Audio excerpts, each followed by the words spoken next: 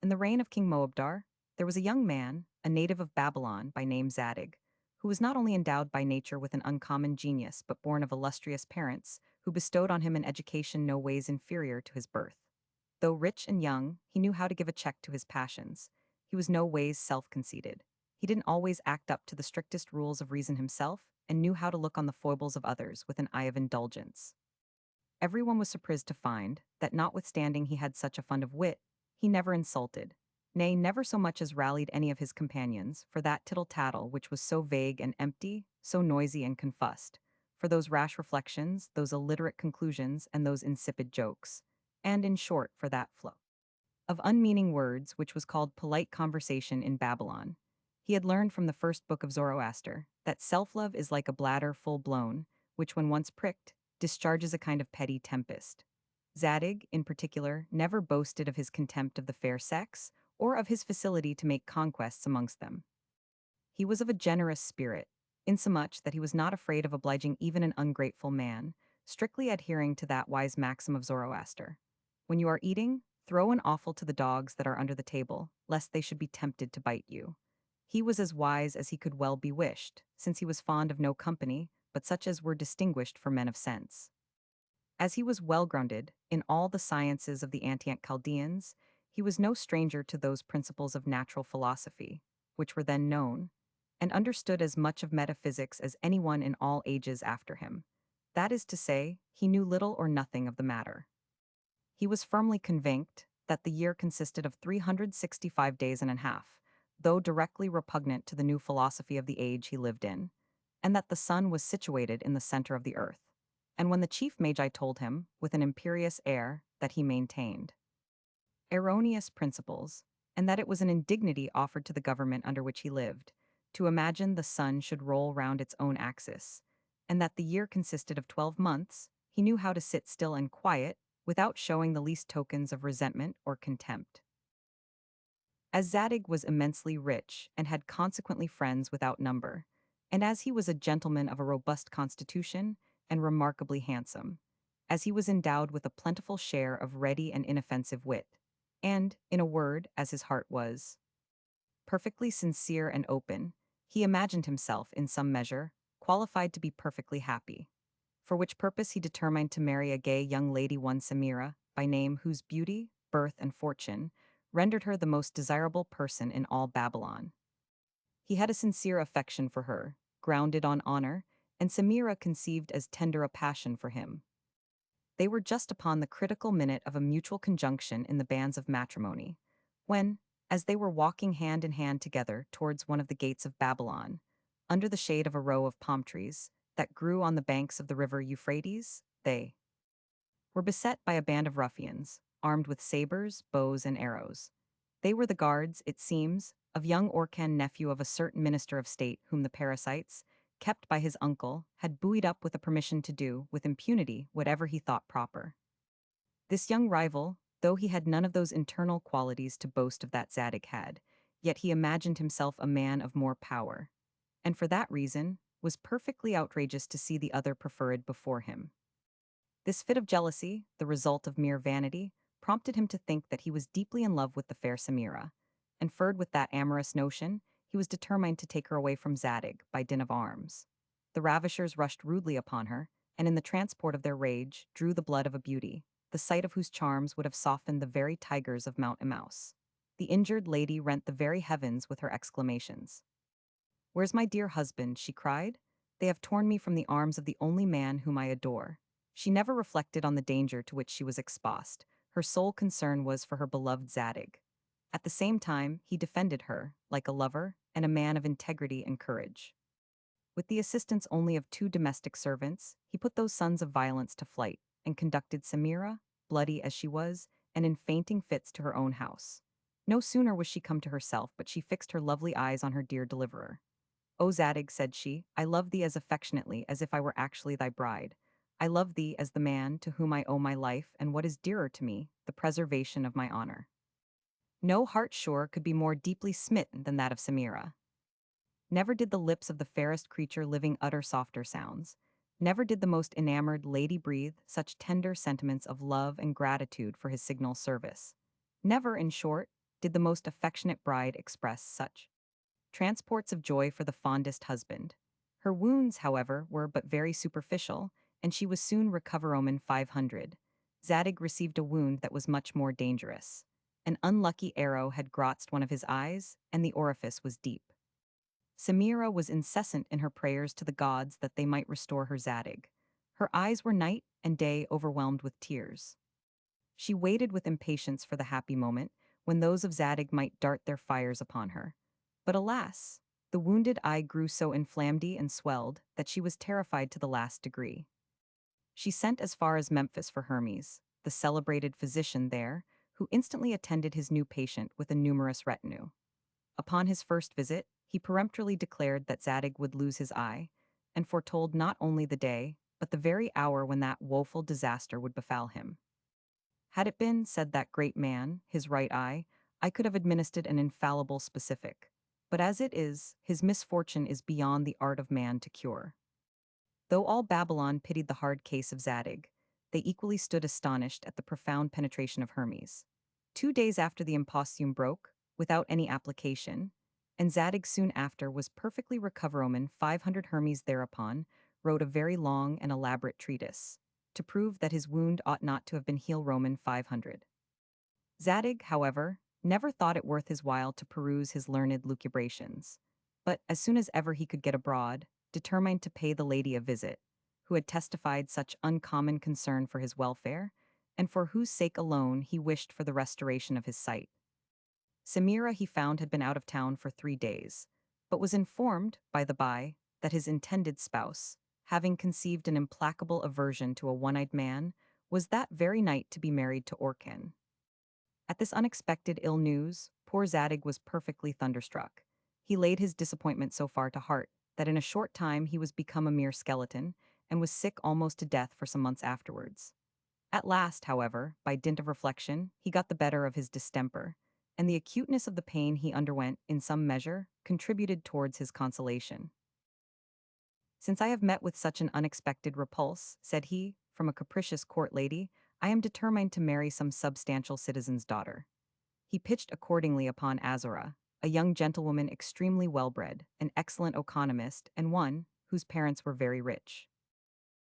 Their nuptials accordingly were soon after solemnized, and for a whole month successively, no two turtles were ever more fond of each other. In process of time, however, he perceived she was a little coquettish, and too much inclined to think that the handsomest young fellows were always the most virtuous and the greatest wits. Chap to the nose. One day Azora, as she was just returned home from taking a short country airing, threw herself into a violent passion and swelled with invectives. What, in God's name, my dear, said Zadig, has thus ruffled your temper? What can be the meaning of all these warm exclamations? Alas, said she, you would have been disgusted as much as I am, had you been an eyewitness of that scene of female falsehood as I was yesterday. I went, you must know, to visit the disconsolate widow Khosru, who has been these 2 days erecting a monument to the memory of her young deceased husband, near the brook that runs on one side of her meadow. She made the most solemn vow, in the height of her affliction, never to stir from that tomb, as long as ever that rivulet took its usual course. Well, and wherein, pray, said Zadig, is the good woman so much to blame? Is it not an incontestable mark of her superior merit and conjugal affection? But Zadig, said Azora, was you to know how her thoughts were employed when I made my visit, you'd never forget or forgive her. Pray, my dearest Azora, what then was she about? Why, the creature, said Azora, was studying, to be sure, to find out ways and means to turn the current of the river. Azora, in short, harangued so long, and was so big with her invectives against the young widow, that her too affected, vain show of virtue gave Zadig a secret disgust. Zadig had an intimate friend, one Cador by name, whose spouse was perfectly honest, and had in reality a greater regard for him than all mankind besides. This friend Zadig made his confidant, and bound him to keep a project of his entirely a secret, by a promise of some valuable token of his respect. Azora had been visiting a female companion for 2 days together in the country, and on the third was returning home. No sooner, however, was she in sight of the house, but the servants ran to meet her with tears in their eyes, and told her that their master did suddenly the night before, that they durstn't carry her the doleful tidings, but were going to bury Zadig in the sepulchre of his ancestors at the bottom of the garden. She burst into a flood of tears, tore her hair, and vowed to die by his side. As soon as it was dark, young Cador came and begged the favor of being introduced to the widow. He was so, and they wept together very cordially. Next day the storm was somewhat abated, and they dinned together. Cador informed her that his friend had left him the much greater part of his effects, and gave her to understand that he should think himself the happiest creature in the world if she would condescend to be his partner in that demise. The widow wept, sobbed, and began to melt. More time was spent in supper than at dinner. They discoursed together with a little more freedom. Azora was lavish of her encomiums on Zadig, but then, 'twas true, she said, he had some secret infirmities to which Cador was a stranger. In the midst of their midnight entertainment, Cador all on a sudden complained that he was taken with a most violent pleuritic fit, and was ready to swoon away. Our Lady, being extremely concerned and over-officious, flew to her closet of cordials, and brought down everything she could think of that might be of service on this emergent occasion. She was extremely sorry that the famous Hermes was gone from Babylon, and condescended to lay her warm hand upon the part affected, in which he felt such an agonizing pain. "Pray, sir," said she, in a soft, languishing tone, "are you subject to this tormenting malady?"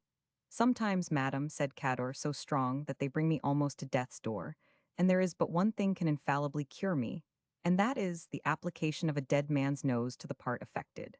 "An odd remedy truly," said Azora. "Not stranger, madam," said he, "than the great Arnons there was at this time in Babylon, a famous doctor, named Arnon, who both cured apoplectic fits, and prevented them from affecting his patients, as was frequently advertised in the gazettes, by a little never-failing purse that he hung round their necks. Infallible apoplectic necklaces." This assurance of success, together with Cador's personal merit, determined Azora in his favor. "After all," said she, "when my husband shall be about to cross the bridge teach him of our, from this world of yesterday to the other of tomorrow, will the angel Israel, think you, make any scruple about his passage, should his nose prove something shorter in the next life than 'twas in this?" She would venture, however, and taking up a sharp razor, repaired to her husband's tomb, watered it first with her tears, and then intended to perform the innocent operation, as he lay extended breathless, as she thought, in his coffin. Zadig mounted in a moment, secured his nose with one hand and the incision knife with the other. "Madam," said he, "never more exclaim against the widow Khosrou. The scheme for cutting my nose off was much closer laid than hers of throwing the river into a new channel." Chap 3: The Dog and the Horse. Zadig found, by experience, that the first 30 days of matrimony, as 'tis written in the book of Zend, is honeymoon, but the second is all wormhood. He was obliged, in short, as Azora grew such a termagant, to sue out a bill of divorce, and to seek his consolation for the future in the study of nature. "Who is happier," said he, "than the philosopher, who peruses with understanding that spacious book, which the Supreme Being has laid open before his eyes? The truths he discovers there are of infinite service to him. He thereby cultivates and improves his mind. He lives in peace and tranquillity all his days. He is afraid of nobody, and he has no tender, indulgent wife to short his nose for him." Wrapped up in these contemplations, he returned to a little country house on the banks of the Euphrates. There he never spent his time in calculating how many inches of water run through the arch of a bridge in a second of time, or in inquiring if a cube line of rain falls more in the mouse month than in that of the ram. He formed no projects for making silk gloves and stockings out of spiders' webs, nor of chinaware out of broken glass bottles, but he pried into the nature and properties of animals and plants, and soon, by his strict and repeated inquiries, he was capable of discerning 1,000 variations in visible objects, that others, less curious, imagined were all alike. One day, as he was taking a solitary walk by the side of a thicket, he espied one of the queen's eunuchs, with several of his attendants, coming towards him, hunting about in deep concern, both here and there, like persons almost in despair, and seeking, with impatience, for something lost of the utmost importance. "Young man," said the queen's chief eunuch, "have not you seen, pray, her majesty's dog?" Zadig very coolly replied, "You mean her bitch, I presume." "You say very right, sir," said the eunuch, "'tis a spaniel bitch indeed." "And very small," said Zadig. "She has had puppies too lately. She's a little lame with her left forefoot and has long ears." "By your exact description, sir, you must doubtless have seen her," said the eunuch, almost out of breath. "But I have not, sir, notwithstanding, neither did I know, but by you, that the queen ever had such a favorite bitch." Just at this critical juncture, so various are the turns of fortune's wheel, The best palfrey in all the king's stable had broke loose from the groom, and got upon the plains of Babylon. The head huntsman with all his inferior officers were in pursuit after him, with as much concern as the eunuch about the bitch. The head huntsman addressed himself to Zadig, and asked him whether he hadn't seen the king's palfrey run by him. No horse, said Zadig, ever galloped smoother. He is about 5 foot high, his hoofs are very small, his tail is about 3 foot 6 inches long, the studs of his bit are of pure gold, about 23 carats, and his shoes are of silver, about 11 pennyweight apiece. What course did he take, pray, sir? Whereabouts is he, said the huntsman.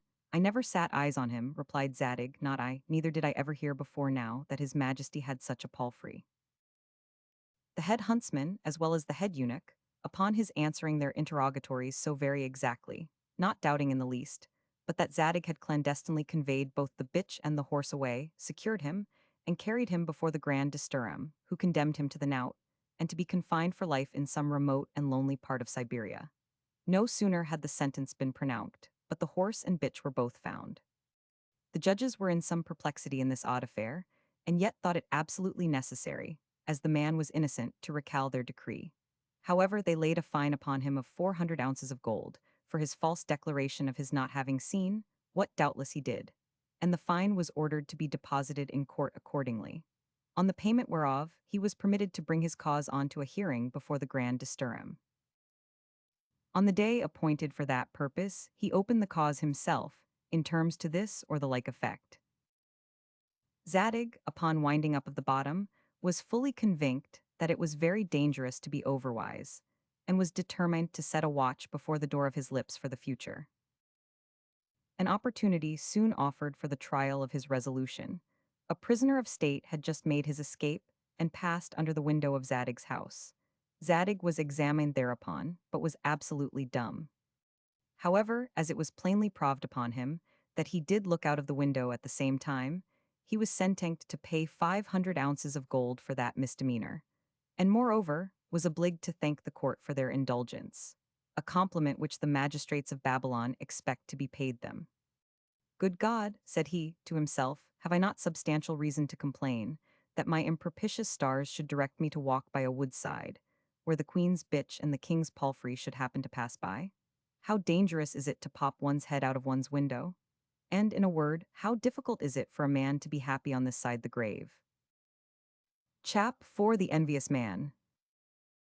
As Zadig had met with such a series of misfortunes, he was determined to ease the weight of them by the study of philosophy and the conversation of select friends. He was still possessed of a little pretty box in the out parts of Babylon, which was furnished in a good taste, where every artist was welcome, and wherein he enjoyed all the rational pleasures that a virtuous man could well wish for. In the morning, his library was always open for the use of the learned. At night, his table was filled with the most agreeable companions, but he was soon sensible, by experience, how dangerous it was to keep learned men company. A warm dispute arose about a certain law of Zoroaster, which prohibited the eating of griffins. But to what purpose, said some of the company, was that prohibition, since there is no such animal in nature? Some again insisted that there must, for otherwise Zoroaster could never have been so weak as to give his pupils such a caution. Zadig, in order to compromise the matter, said, Gentlemen, if there are such creatures in being, let us never touch them, and if there are not, we are well assured we can't touch them. So in either case we shall comply with the commandment. A learned man at the upper end of the table, who had composed 13 volumes, expatiating on every property of the griffin, took this affair in a very serious light, which would greatly have embarrassed Zadig, but for the credit of Amagus, who was brother to his friend Cador. From that day forward, Zadig ever distinguished and preferred good, before learned company. He associated with the most conversable men and the most amiable ladies in all Babylon. He made elegant entertainments, which were frequently preceded by a concert of music and enlivened by the most facetious conversation, in which, as he had felt the smart of it, he had laid aside all thoughts of showing his wit, which is not only the surest proof that a man has none, but the most infallible means to spoil all good company. Directly opposite to his house lived Aramazes, one puffed up with pride, who, not meeting with success in the world, sought his revenge in railing against all mankind. Rich as he was, it was almost more than he could accomplish to procure even any parasites about him. Though the rattling of the chariots which stopped at Zadig's door was a perfect nuisance to him, yet the good character which every body gave him was still a higher provocation. He would sometimes intrude himself upon Zadig, and set down at his table without any invitation. When there, he would most certainly interrupt the mirth of the company, as harpies, they say, infect the very carrion that they eat. Aramazes took it in his head one day to invite a young lady to an entertainment, but she, instead of accepting of his offer, spent the evening at Zadig's. Another time, as Zadig and he were chatting together at court, a minister of state came up to them and invited Zadig to supper, but took no notice of Aramazes. The most implacable aversions have frequently no better foundations. This gentleman, who was called the envious man, would have taken away the life of Zadig if he could, because most people distinguished him by the title of the happy man. An opportunity of doing mischief, says Zoroaster, offers itself 100 times a day, but that of doing a friend a good office but once a year. Aramazes went one day to Zadig's house, when he was walking in his garden with two friends, and a young lady, to whom he said abundance of fine things, with no other design but the innocent pleasure of saying them. Their conversation turned on a war that the king had happily put an end to, between him and his vassal, the prince of Hyrcania. Zadig, having signalized himself in that short war, commended his majesty very highly, but was more lavish of his compliments on the lady. He took out his pocketbook and wrote 4 extempore verses on that occasion, and gave them the lady to read. The gentleman then present begged to be obliged with a sight of them, as well as the lady, but either through modesty, or rather a self-consciousness that he hadn't happily succeeded, he gave them a flat denial. He was sensible that a sudden poetic flight must prove insipid to everyone but the person in whose favor it is written, whereupon he snapped the table in two whereon the lines were wrote, and threw both pieces into a rosebush, where they were hunted for, but to no purpose. Soon after it happened to rain, and all the company flew into the house but Aramazes. Notwithstanding the shower, he continued in the garden and never quitted it, till he had found one moiety of the tablet, which was unfortunately broke in such a manner, that even the half lines were good sense and good meter though very short. But what was still more remarkably unfortunate, they appeared at first view to be a severe satire upon the king. The words were these: To flagrant crimes his crown he owes, to peaceful times the worst of foes. This was the first moment that ever Aramazes was happy. He had it now in his power to ruin the most virtuous and innocent of men. Big with his execrable joy, he flew to his majesty with this virulent satire of Zadig's under his own hand. Not only Zadig, but his two friends and the lady were immediately close confin Roman 500. His cause was soon over, for the judges turned a deaf ear to what he had to say. When sentence of condemnation was passed upon him, Aramazes, still spiteful, was heard to say, as he went out of court with an air of contempt, that Zadig's lines were treason indeed, but nothing more. Though Zadig didn't value himself on account of his genius for poetry, yet he was almost distracted to find himself condemned for the worst of traitors, and his two friends and the lady locked up in a dungeon for a crime, of which he was no ways guilty. He wasn't permitted to speak one word for himself.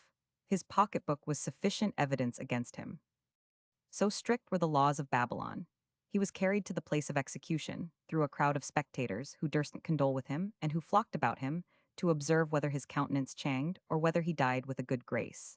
His relations were the only real mourners, for there was no estate in reversion for them. 3 parts of his effects were confiscated for the king's use, and the fourth was devoted, as a reward, to the use of the informer. Just at the time that he was preparing himself for death, the king's parrot flew from her balcony into Zadig's garden and alighted on a rose bush. A peach that had been blown down and drove by the wind from an adjacent tree, just under the bush, was glued, as it were, to the other moiety of the tablet. Away flew the parrot with her booty and returned to the king's lap. The monarch, being somewhat curious, read the words on the broken tablet, which had no meaning in them as he could perceive, but seemed to be the broken parts of a tetrastick. He was a great admirer of poetry, and the odd adventure of his parrot put him upon reflection. The queen, who recollected full well the lines that were wrote on the fragment of Zadig's tablet, ordered that part of it to be product. Both the broken pieces being put together, they answered exactly the indentures.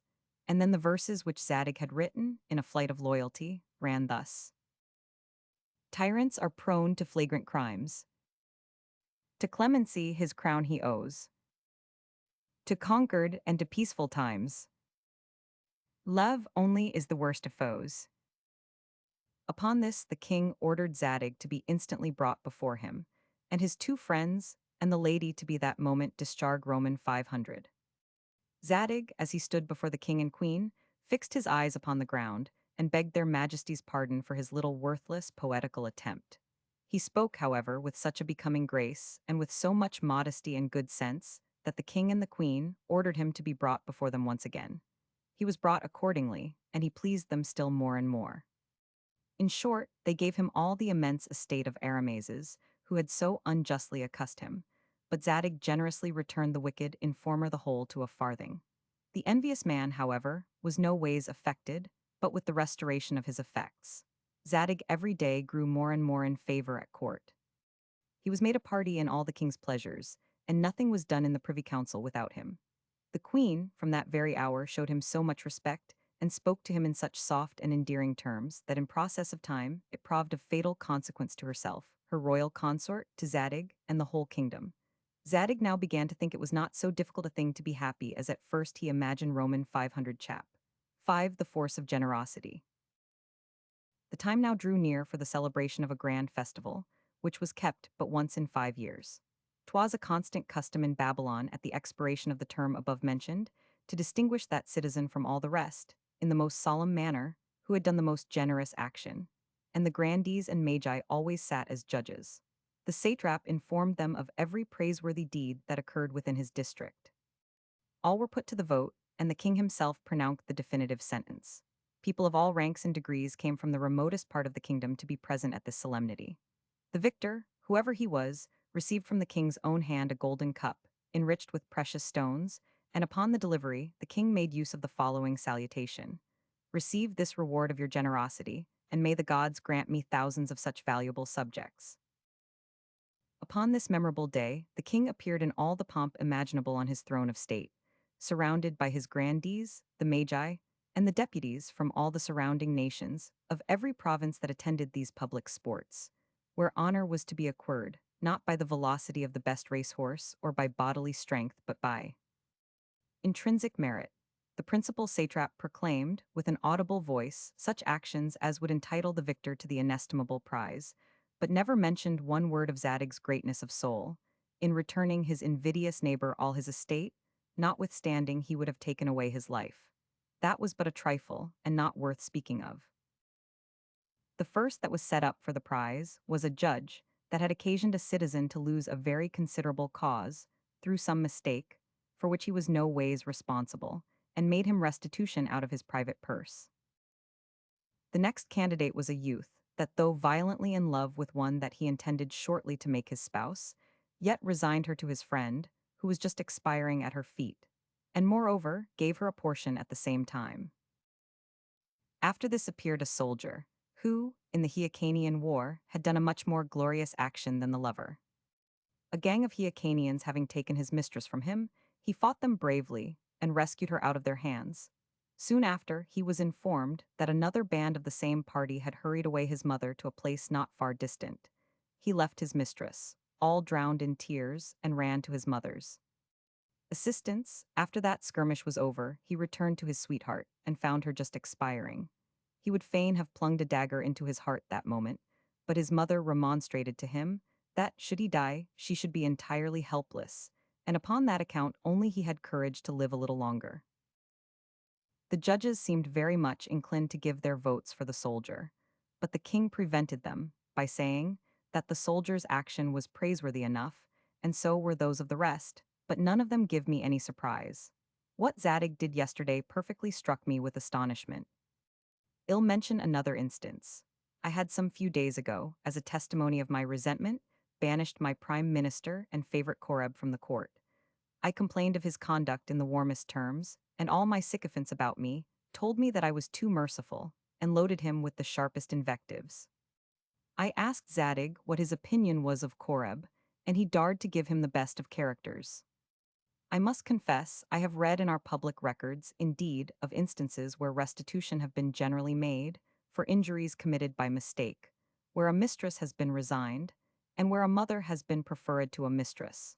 But I never read of a courtier that would speak to the advantage of a minister in disgrace, and against whom the sovereign was highly ins Roman 500 ill, give 20,000 pieces of gold to every candidate that has been this day proclaimed, but ill give the cup to no one but Zadig. Sire, said Zadig, tease your majesty alone, that deserves the cup. Tease you alone who have done an action of generosity, never heard of before. Since you, who are king of kings, wasnn't exasperated against your slave, when he contradicted you in the heat of your passion. Every body gazed with eyes of admiration on the king and Zadig. The judge, who had generously made restitution for his error, the lover, who had married his mistress to his friend, the soldier, who had preferred the welfare of his mother to that of his mistress, received the promised donation from the monarch and saw their names registered in the book of fame. But Zadig had the cup. The king got the universal character of a good prince, which he did not long preserve. This joyful day was solemnized with festivals beyond the time by law established. Roman 500 tragedies were acted there that drew tears from the spectators, and comedies that made them laugh, entertainments that the Babylonians were perfect strangers to. The commemoration of it is still preserved in Asia. Now, said Zadig, I am happy at last, but he was grossly mistaken. Chap 6. The Judgments. Young as Zadig was, he was constituted chief judge of all the tribunals throughout the empire. He filled the place like one whom the gods had endowed with the strictest justice and the most solid wisdom. It was to him the nations round about were indebted for that generous maxim, that 'tis much more prudence to acquit two persons, though actually guilty, than to pass sentence of condemnation in one that is virtuous and innocent. It was his firm opinion that the laws were intended to be a praise to those who did well, as much as to be a terror to evildoers. It was his peculiar talent to render truth as obvious as possible, whereas most men study to render it intricate and obscure. On the very first day of his entrance into his high office, he exerted this peculiar talent. A rich merchant and a native of Babylon died in the Indies. He had made his will and appointed his two sons joint heirs of his estate as soon as they had settled their sister and married her with their mutual approbation. Moreover, he left a specific legacy of 30,000 pieces of gold to that son, who should, after his decease, be proved to love him best. The eldest erected to his memory a very costly monument. The youngest appropriated a considerable part of his bequest to the augmentation of his sister's fortune. Everyone, without hesitation, gave the preference to the elder, allowing the younger to have the greatest affection for his sister. The legacy, therefore, was doubtless due to the eldest. Their cause came before Zadig, and he examined them apart. To the former, said Zadig, your father, sir, is not dead, as is reported, but being happily recovered, is on his return to Babylon. God be praised, said the young man, but I hope the expense I have been at in raising this superb monument will be consider Roman 500. After this, Zadig repeated the same story to the younger.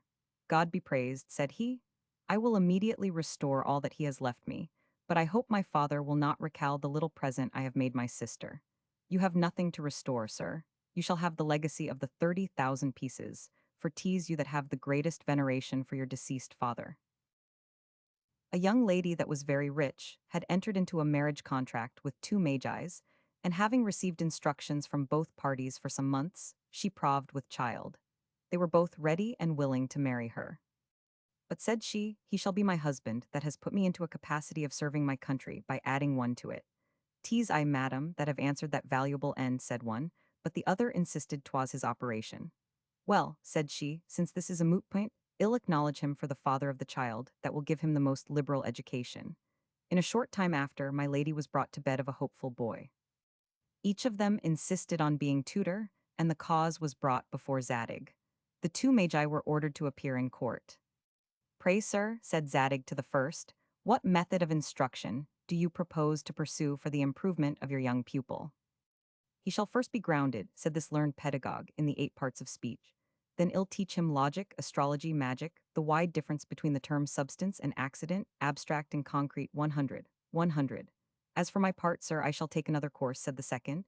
I'll do my utmost to make him an honest man and acceptable to his friends. Upon this, Zadig said, you, sir, shall marry the mother, let who will be the father. Zadig, undertaking to cure him, sent him forthwith, as by express order from the king, a music master with 12 voices and 24 violins as his attendants. a head steward with 6 men cooks, and 4 chamberlains who were never to be out of his sight. The king issued out his writ for the punctual observance of his royal will, and thus the affair proceeded. The first morning, as soon as the voluptuous Arax had opened his eyes, his music master, with the voices and violins, entered his apartment. They sang a cantata that lasted 2 hours and 3 minutes. Every 3 minutes the chorus or burthen of the song was to this effect. "Tisn't in words to speak your praise. What mighty honors are your due? To worth like yours we altars raise. No monarch's happier, sir, than you." After the cantata was over, the chamberlain addressed him in a formal harangue for 3/4 of an hour without ceasing, wherein he took occasion to extol every virtue to which he was a perfect stranger. When the oration was over, he was conducted to dinner, where the musicians were all in waiting, and played as soon as he was seated at his table. Dinner lasted 3 hours before he condescended to speak a word. When he did, "You say right, sir," said the chief chamberlain. Scarce had he uttered 4 words more, "But right, sir," said the second. The other 2 chamberlains' time was taken up in laughing with admiration at Iraq's smart repartees, or at least such as he ought to have made. After the cloth was taken away, the adulating chorus was repeated. This first day Iraq's was all in raptures. He imagined that this honor done him by the King of Kings was the sole result of his exalted merit. The second wasn't altogether so agreeable. The third proved somewhat troublesome, the fourth insupportable, the fifth was tormenting, and at last he was perfectly outrageous at the continual peal in his ears of "No monarch's happier, sir, than you say right, 100. And at being daily harangued at the same hour. Whereupon he wrote to court, and begged of his majesty to recall his chamberlain, his music master, and all his retinue, his head steward and his cooks, and promised in the most submissive manner to be less vain and more industrious for the future. Though he didn't require so much adulations, nor such grand entertainments, he was much more happy. For, as Satire has it, one continued scene of pleasure is no pleasure at all. Zadig every day gave incontestable proofs of his wondrous penetration and the goodness of his heart. He was adored by the people, and was the darling of the king. The little difficulties that he met with in the first stage of his life served only to augment his present felicity. Every night, however, he had some unlucky dream or another that gave him some disturbance. One while he imagined himself extended on a bed of withered plants, amongst which there were some that were sharp-pointed, and made him very restless and uneasy. Another time he fancied himself reposed on a bed of roses, out of which rushed a serpent that stung him to the heart with his envenomed tongue. "Alas," said he, waking, "I was one while upon a bed of hard and nauseous plants, and just this moment reposed on a bed of roses. But then the serpent." Chap 7: The Force of Jealousy. The misfortunes that attended Zadig proceeded, in a great measure, from his preferment, but more from his intrinsic merit.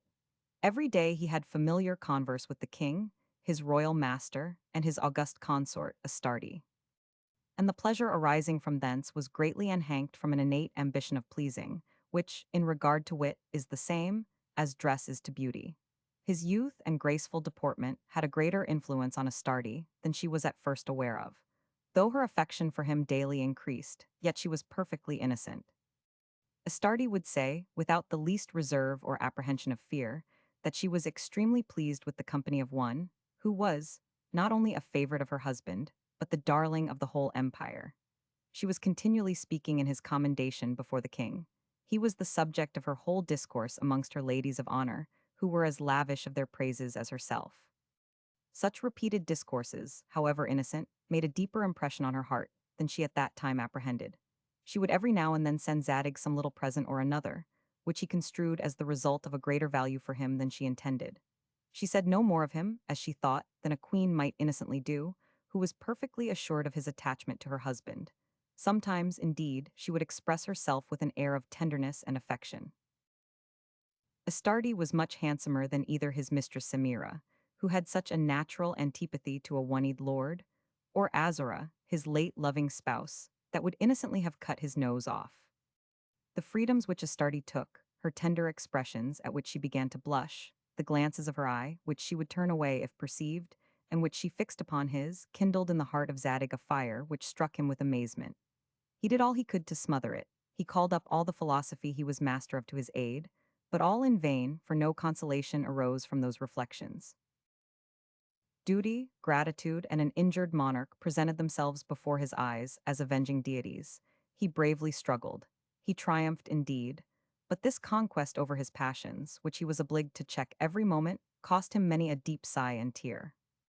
He durst not talk with the queen any more, with that freedom which was too engaging on both sides. His eyes were obnubulated. His discourse was forked and unconnected. He turned his eyes another way, and when, against his inclination, they met with those of the queen, he found that though drowned in tears, they darted flames of fire. They seemed in silence to intimate that they were afraid of being in love with each other, and that both burned with a fire which both condemn Roman. 500 Zadig flew from her presence like one beside himself and in despair. His heart was overcharged with a burthen too great for him to bear. In the heat of his conflicts, he disclosed the secrets of his heart to his trusty friend Cador, as one who, having long groaned under the weight of an inexpressible anguish of mind, at once makes known the cause of his torments by the groans, as it were, extorted from him, and by the drops of a cold sweat that trickled down his cheeks. All court slaves and sycophants are so many spies on kings and queens. They soon discovered that Astarte was fond and Moabdar jealous. Aramasius, his envious foe, who was as incorrigible as ever, for flints will never soften, and creatures that are by nature venomous forever retain their poison. Aramasius, I say, wrote an anonymous letter to Moabdar, the infamous recourse of sordid spirits, who are the objects of universal contempt. But in this case, an affair of the last importance, because this letter tallied with the baneful suggestions that monarch had conceived Roman 500. In short, his thoughts were now wholly bent upon revenge. He determined to poison Astarte on a certain night, and to have Zadig strangled by break of day. Orders for that purpose were expressly given to a merciless, inhuman eunuch, the ready executioner of his vengeance. At that critical conjuncture, there happened to be a dwarf who was dumb but not deaf in the king's apartment. Nobody regarded him. He was an eye and ear witness of all that passed, and yet no more suspected than any irrational domestic animal. This little dwarf had conceived a peculiar regard for Astarte and Zadig. He heard, with equal horror and surprise, the king's orders to destroy them both. But how to prevent those orders from being put into execution, as the time was so short, was all his concern. He could not write, 'tis true, but he had luckily learnt to draw and take a likeness. He spent a good part of the night in delineating with crayons, on a piece of paper, the imminent danger that thus attended the queen. In one corner, he represented the king highly incensed, and giving his cruel eunuch the fatal orders. In another, a bowl and a cord upon a table. In the center was the queen, expiring in the arms of her maids of honor, with Zadig strangled and laid dead at her feet. In the horizon was the rising sun, to denote that this execrable scene was to be exhibited by break of day. No sooner was his design finished, but he ran with it to one of Astarte's female favorites, then in waiting, called her up, and gave her to understand that she must carry the draft to Astarte that very moment. Cador, that instant, ordered 2 of the fleetest dromedaries that could be got, to be in readiness at a private back door belonging to the court. He helped Zadig to mount his beast, though ready to drop into the earth. He had but one trusty servant to attend him, and Cador, overwhelmed with grief, soon lost sight of his dearly beloved friend.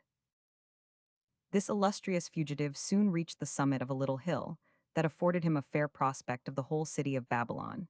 But turning his eyes back towards the queen's palace, he fainted away. And when he had recovered his senses, he drowned his eyes in a flood of tears, and with impatience wished for death. To conclude, after he had reflected with horror on the deplorable fate of the most amiable creature in the universe, and of the most meritorious queen that ever lived, he for a moment commanded his passion, and with a sigh made the following exclamations: "What is this mortal life? O virtue, virtue, of what service hast thou been to me? 2 young ladies, a mistress and a wife, have proved false to me. A third, who is perfectly innocent and 10,000 times handsomer than either of them, has suffered death, 'tis probable before this on my account. All the acts of benevolence which I have shewn have been the foundation of my sorrows, and I have been only raised to the highest spoke of fortune's wheel, for no other purpose than to be tumbled down with the greater force. Had I been as abandoned as some miscreants are, I had like them been happy." His head thus overwhelmed with these melancholy reflections, his eyes thus sunk in his head, and his meagre cheeks all pale and languid, and in a word, his very soul thus plunged in the abyss of deep despair, he pursued his journey towards Egypt. Chap 8: The Thrashed Wife. Zadig steered his course by the stars that shone over his head. the constellation of Orion, and the radiant dog star directed him towards the pole of Canope. He reflected with admiration on those immense globes of light, which appeared to the naked eye no more than little twinkling lights. Whereas the earth he was then traversing, which, in reality, is no more than an imperceptible point in nature, seemed, according to the selfish idea we generally entertain of it, something very immense and very magnificent. He then reflected on the whole race of mankind and looked upon them, as they are in fact, a parcel of insects or reptiles, devouring one another on a small atom of clay.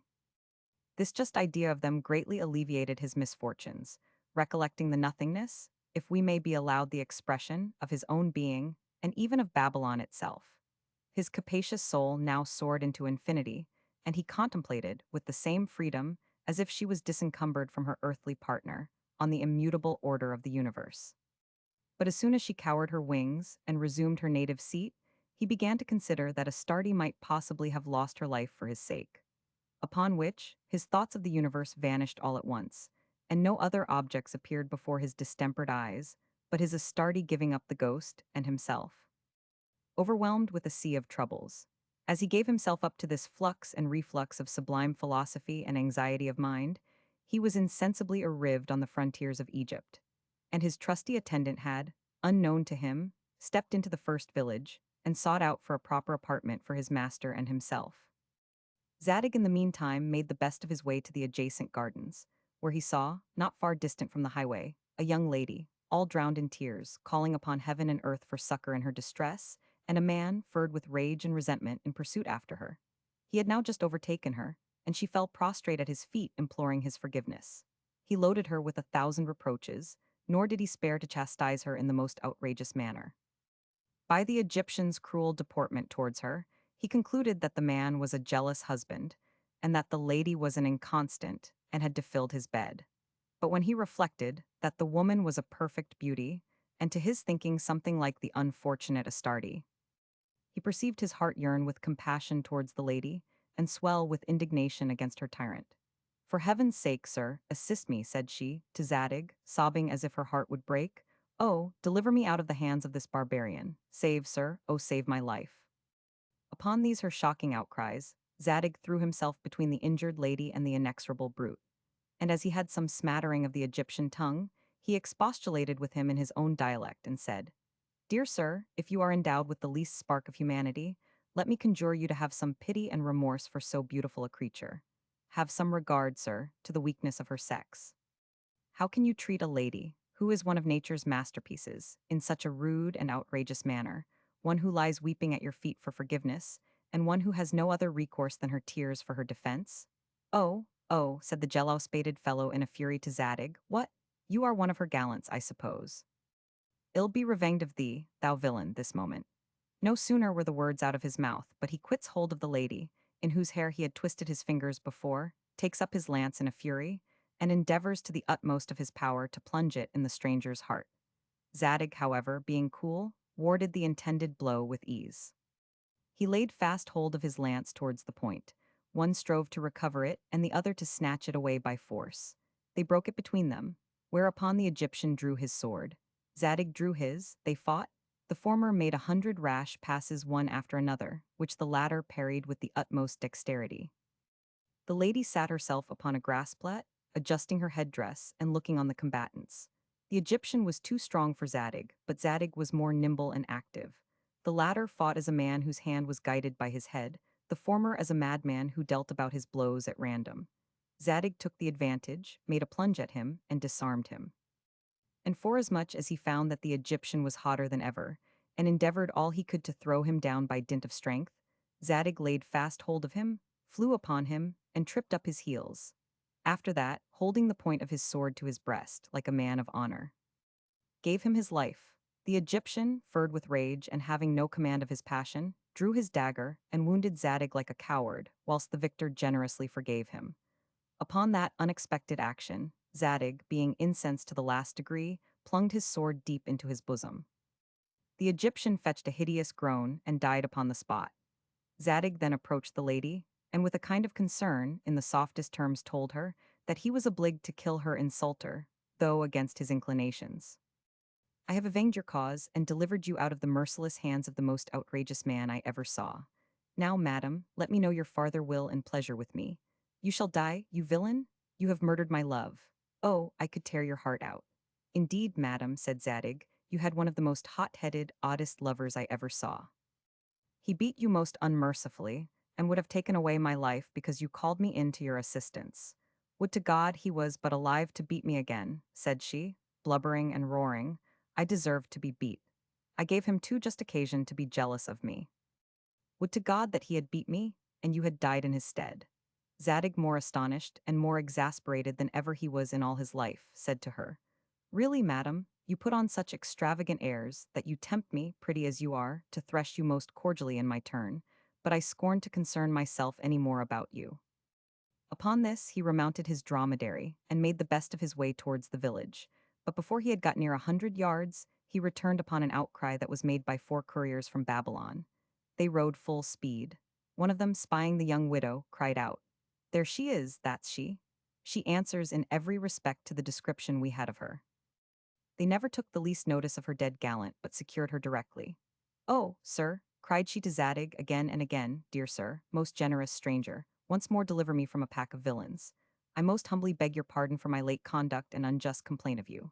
Do but stand my friend at this critical conjuncture, and ill be your most obedient vassal till death. Zadig had now no inclination to fight for one so undeserving any more. Find some other to be your fool now, madam. You shan't impose upon me a second time. Ill assure you, madam, I know better things. Besides, he was wounded, and bled so fast that he wanted assistance himself.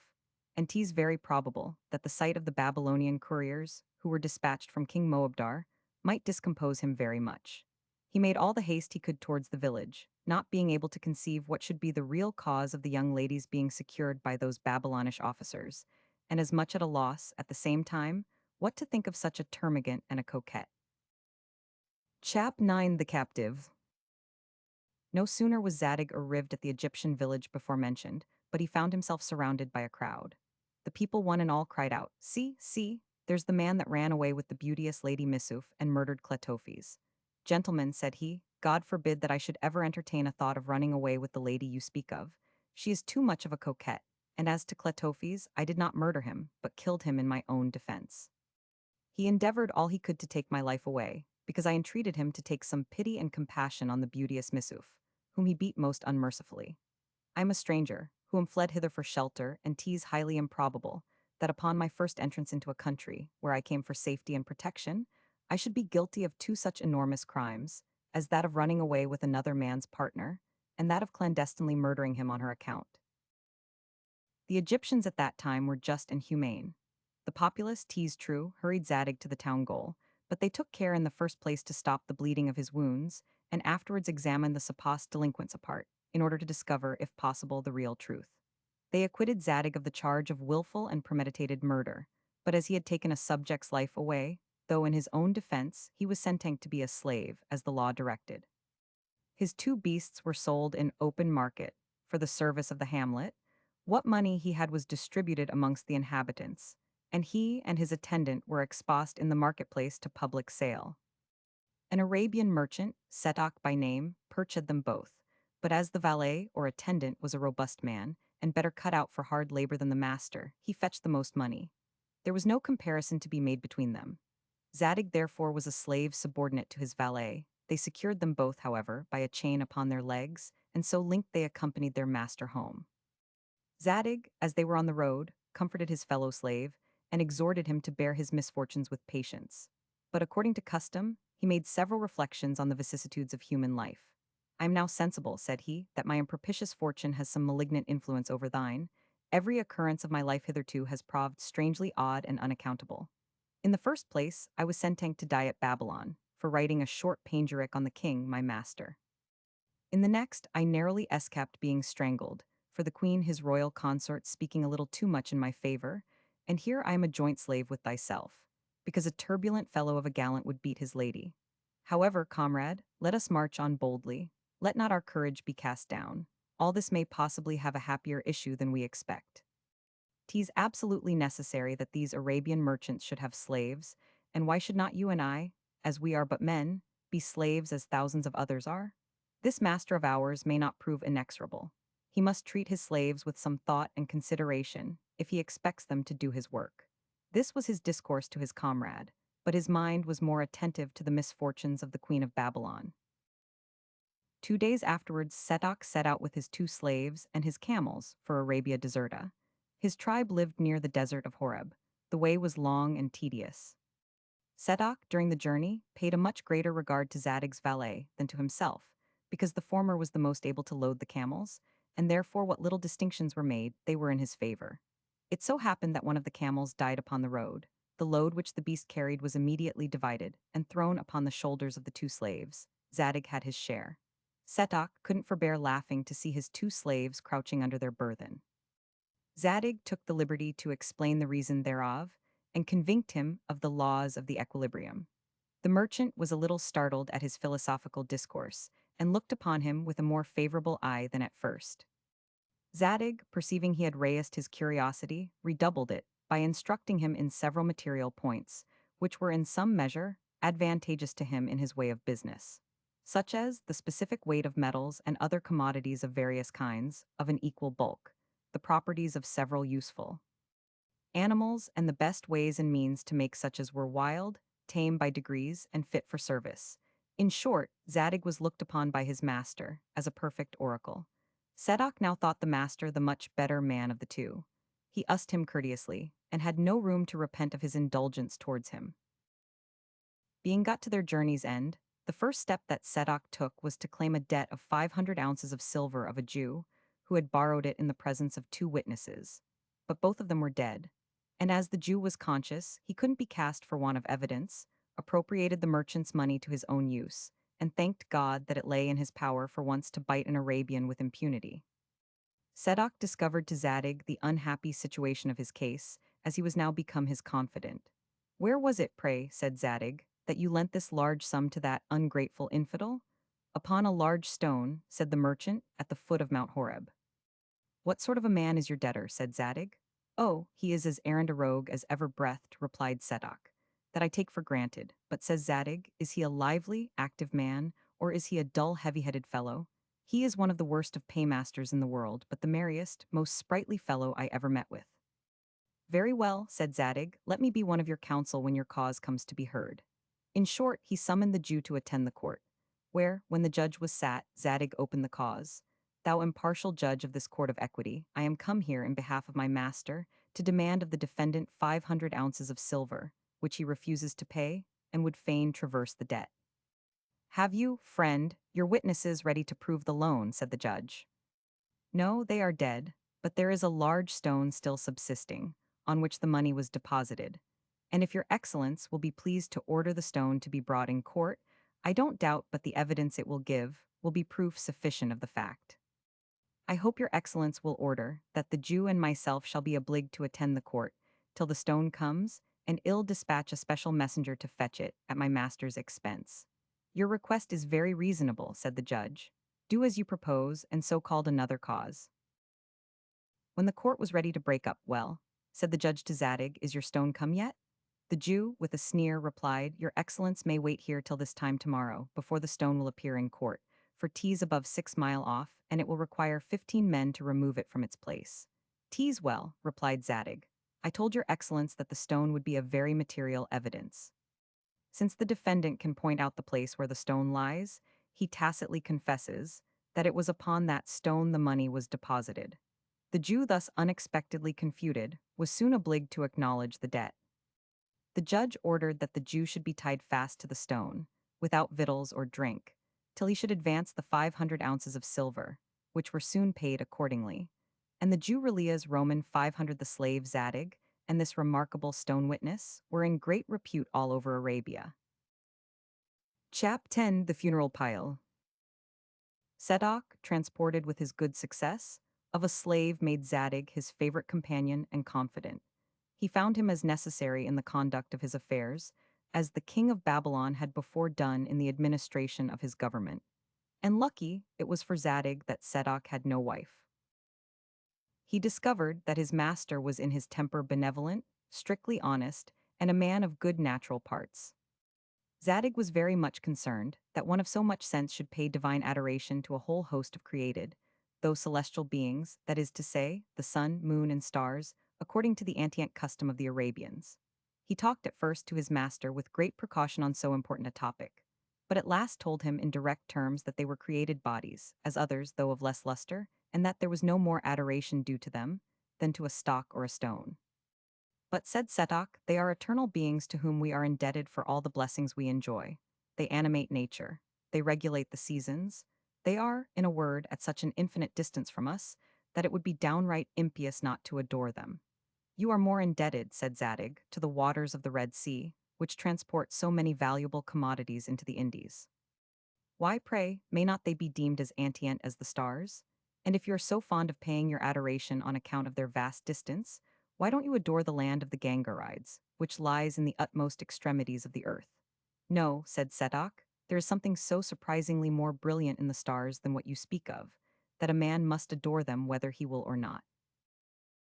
At the close of the evening, Zadig planted a long range of candles in the front of his tent, where Setok and he were to sup that night, and as soon as he perceived his patron to be at the door, he fell prostrate on his knees before the wax lights. O ye everlasting, aversioning luminaries, be always propitious to your votary, said Zadig. Having repeated these words so loud as Sedok might hear them, he sat down to table, without taking the least notice of Sedok. What, said Sedok, somewhat startled at his conduct, art thou at thy prayers before supper? I act just as inconsistently, sir, as you do. I worship these candles, without reflecting on their makers or yourself, who are my most beneficent patron. Sedok took the hint, and was conscious of the reproof that was concealed so gentilly under a veil. The superior wisdom of his slave enlightened his mind, and from that hour he was less lavish than ever he had been, of his incense to those created beings, and for the future, paid his adoration to the eternal God who made them. At that time there was a most hideous custom in high repute all over Arabia, which came originally from Scythia, but having met with the sanction of the bigoted Brahmins, threatened to spread its infection all over the East. When a married man happened to die, if his dearly beloved widow ever expected to be esteemed a saint, she must throw herself headlong upon her husband's funeral pile. This was looked upon as a solemn festival, and was called the widow's sacrifice. That tribe which could boast of the greatest number of burnt widows was looked upon as the most meritorious. An Arabian, who was of the tribe of Sedok, happened just at that juncture to be dead, and his widow Almona by name, who was a noted devotee, published the day, nay, the hour, that she proposed to throw herself according to custom on her deceased husband's funeral pile, and be attended by a concert of drums and trumpets. Zadig remonstrated to Setok what a shocking custom this was, and how directly repugnant to human nature, by permitting young widows, almost every day, to become wilful self-murderers, when they might be of service to their country, either by the addition of new subjects, or by the education of such as demanded their maternal indulgence. And by arguing seriously with Setok for some time, he forked from him at last an ingenuous confession that the barbarous custom then subsisting ought, if possible, to be abolished. Roman 500. "'Tis now," replied Setok, "above 1,000 years since the widows of Arabia have been indulged with this privilege of dying with their husbands, and how shall anyone dare to abrogate a law that has been established time out of mind? Is there anything more inviolable than even an antient error?" But replied Zadig, "Reason is of more antient date than the custom you plead for. Do you communicate these sentiments to the sovereigns of your tribes, and in the meanwhile ill go and sound the widow's inclinations." Accordingly, he paid her a visit, and having insinuated himself into her favor by a few compliments on her beauty, after urging what a pity it was, that a young widow, mistress of so many charms, should make away with herself for no other reason but to mingle her ashes with a husband that was dead, he, notwithstanding, applauded her for her heroic constancy and courage. "I perceive, madam," said he, "you was excessively fond of your deceased spouse." "Not I truly," replied the young Arabian devotee. "He was a brute, infected with a groundless jealousy of my virtue, and in short a perfect tyrant. But notwithstanding all this I am determined to comply with our custom. Surely then, madam, there's a sort of secret pleasure in being burnt alive." "Alas!" with a sigh, cried Almona, "'tis a shock indeed to nature, but must be complied with for all that. I am a professed devotee, and should I show the least reluctance, my reputation would be lost forever. All the world would laugh at me, should I not burn myself on this occasion.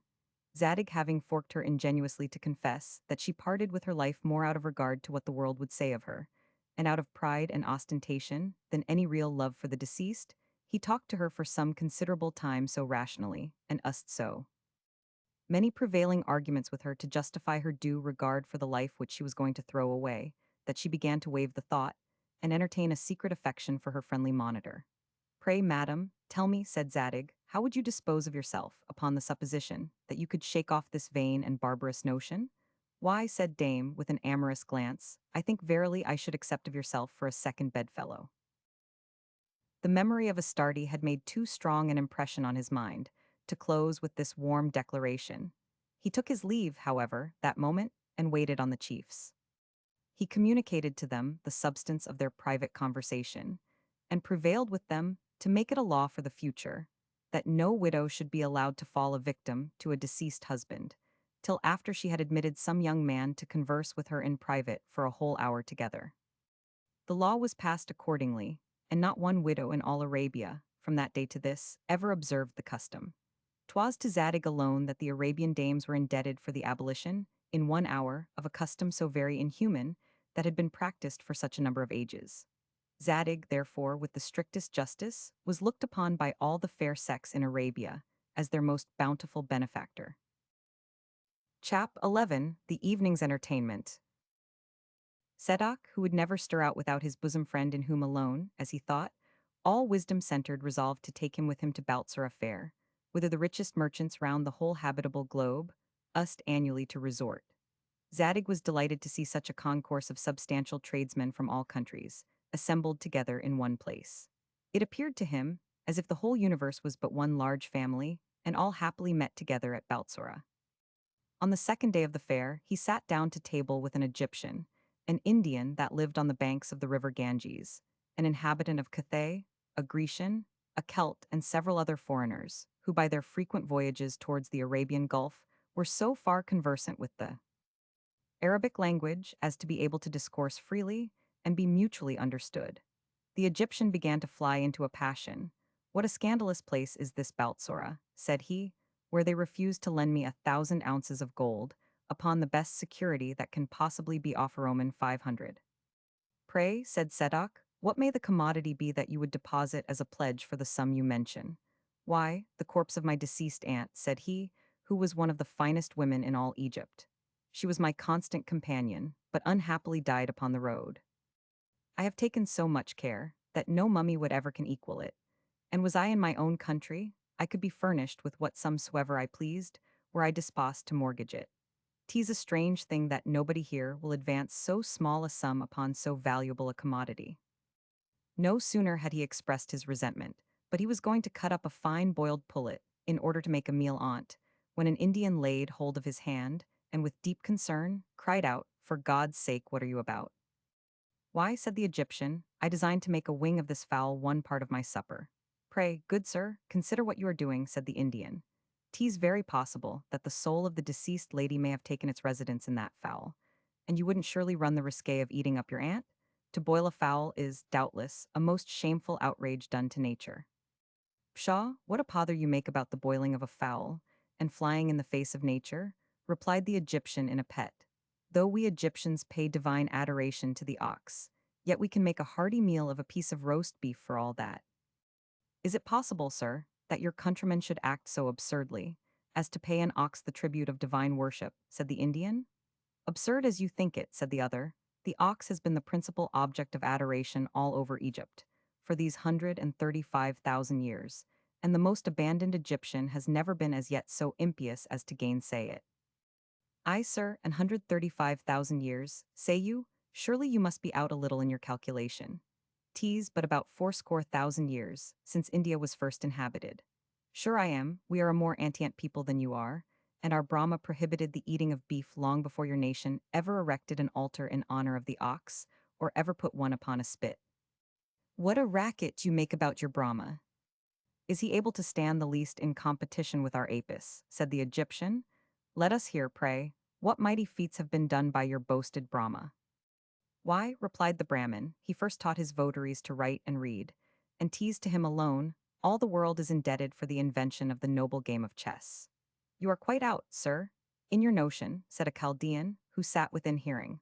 All these invaluable blessings were derived from the fish owns, and 'tis that alone to which the tribute of divine adoration is justly due. All the world will tell you that 'twas a divine being whose tail was pure gold, whose head resembled that of a man, though indeed the features were much more beautiful, and that he condescended to visit the earth 3 hours every day for the instruction of mankind. He had a numerous issue, as is very well known, and all of them were powerful monarchs. I have a picture of it at home, to which, as in duty I ought, I say my prayers at night before I go to bed, and every morning that I rise. There is no harm, sir, as I can conceive, in partaking of a piece of roast beef.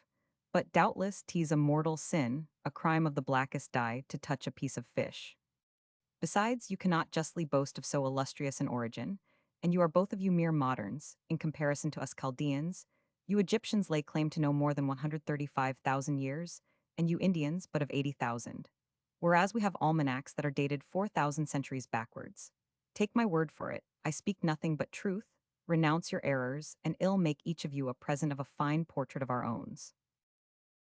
A native of Kambalu, entering into the debate, said, I have a very great veneration, not only for the Egyptians, Chaldeans, Greeks, and Celt, but for Brahma, Apis, and the Ons, but in my humble opinion, the Li, the Chinese term, Li, signifies, properly speaking, natural light or reason. And Tine, the heavens, or the supreme being, or as teased by some called, the Tine, is an object more deserving of divine adoration than any ox or fish, how much soever you may boast of their respective perfections. All I shall say in regard to my native country, 'tis of much greater extent than all Egypt, Chaldea, and the Indies put together. I shall lay no stress on the antiquity of my country, for I imagine 'tis of much greater importance to be the happiest people than the most antient under the sun. However, since you were talking of the almanacs, I must beg the liberty to tell you that ours are looked upon to be the best all over Asia, and that we had several very correct ones before the art of arithmetic was ever heard of in Chaldea. You are all of you a parcel of illiterate, ignorant bigots, cried a Grecian. 'Tis plain, you know nothing of the chaos, and that the world, as it now stands, is owing wholly to matter and form. The Greek ran on for a considerable time, but was at last interrupted by a Celt, who, having drank deep during the whole time of this debate, thought himself 10 times wiser than any of his antagonists, and rapping out a great oath, insisted that all their gods were nothing, if set in competition with the Tudeth or the Misleto on the oak. As for my part, said he, I carry some of it always in my pocket. As to my ancestors, they were Scythians, and the only men worth talking of in the whole world. 'Tis true, indeed, they would now and then make a meal of their countrymen, but that ought not to be urged as any objection to his country. And in short, if any one of you, or all of you, shall dare to say anything disrespectful of Tudeth, ill defend its cause to the last drop of my blood. The quarrel grew warmer and warmer, and Sedok expected that the table would be overset, and that bloodshed would ensue. Zadig, who hadn't once opened his lips during the whole controversy, at last rose up, and addressed himself to the Celt, in the first place, as being the most noisy and outrageous. Sir, said he, your notions in this affair are very just. Good sir, oblige me with a bit of your Misleto. Then turning about, he expatiated on the eloquence of the Grecian, and in a word, softened in the most artful manner all the contending parties. He said but little indeed to the Cathaean, because he was more cool and sedate than any of the others. To conclude, he addressed them all in general terms to this or the like effect. My dear friends, you have been contesting all this while about an important topic, in which 'tis evident you are all unanimously agreed. Agreed, quotha, they all cried in an angry tone, how so, pray? Why, said he to the hot, testy Celt, is it not true that you do not in effect adore this Misleto, but that being who created that Misleto and the oak to which it is so closely united? Doubtless, sir, replied the Celt. And you, sir, said he, to the Egyptian, you revere, throw your venerable Apis, the great author of every ox's being. We do so, said the Egyptian. The mighty owns, though the sovereign of the sea, continued he must give precedence to that power who made both the sea and every fish that dwells therein. We allow it, said the Chaldean. The Indian, adds he, and the Cathian acknowledge one supreme being or first cause as well as you. As to what that profound worthy gentleman the Grecian has advanced, is, I must own, a little above my weak comprehension, but I am fully persuaded that he will allow there is a supreme being on whom his favorite matter and form are entirely dependent. The Grecian, who was looked upon as a sage amongst them, said with abundance of gravity that Zadig, had made a very just construction of his meaning. Now, gentlemen, I appeal to you all, said Zadig, whether you are not unanimous to a man in the debate upon the carpet, and whether there are any just grounds for the least divisions or animosities amongst you. The whole company, cool at once, caressed him, and Sadoc, after he had sold off all his goods and merchandise at a round price, took his friend Zadig home with him to the land of Horeb. Zadig, upon his first arrival, was informed that a prosecution had been carried on against him during his absence, and that the sentence pronounced against him was that he should be burnt alive before a slow fire. Chap 12 The Rendezvous.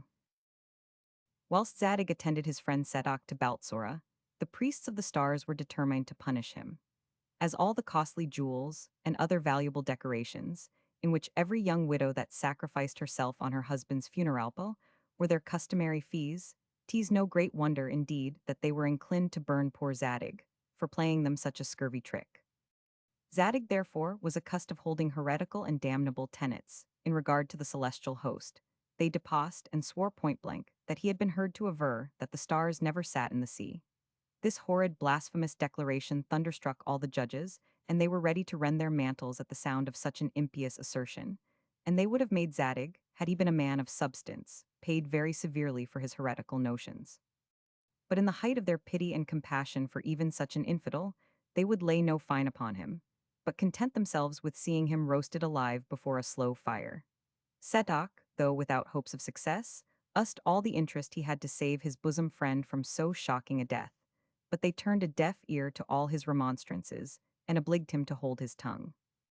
The young widow Almona, who by this time was not only reconciled to living a little longer, but had some taste for the pleasures of life, and knew that she was entirely indebted to Zadig for it, resolved, if possible, to free her benefactor from being burnt, as he had before convinced her of the folly of it in her case.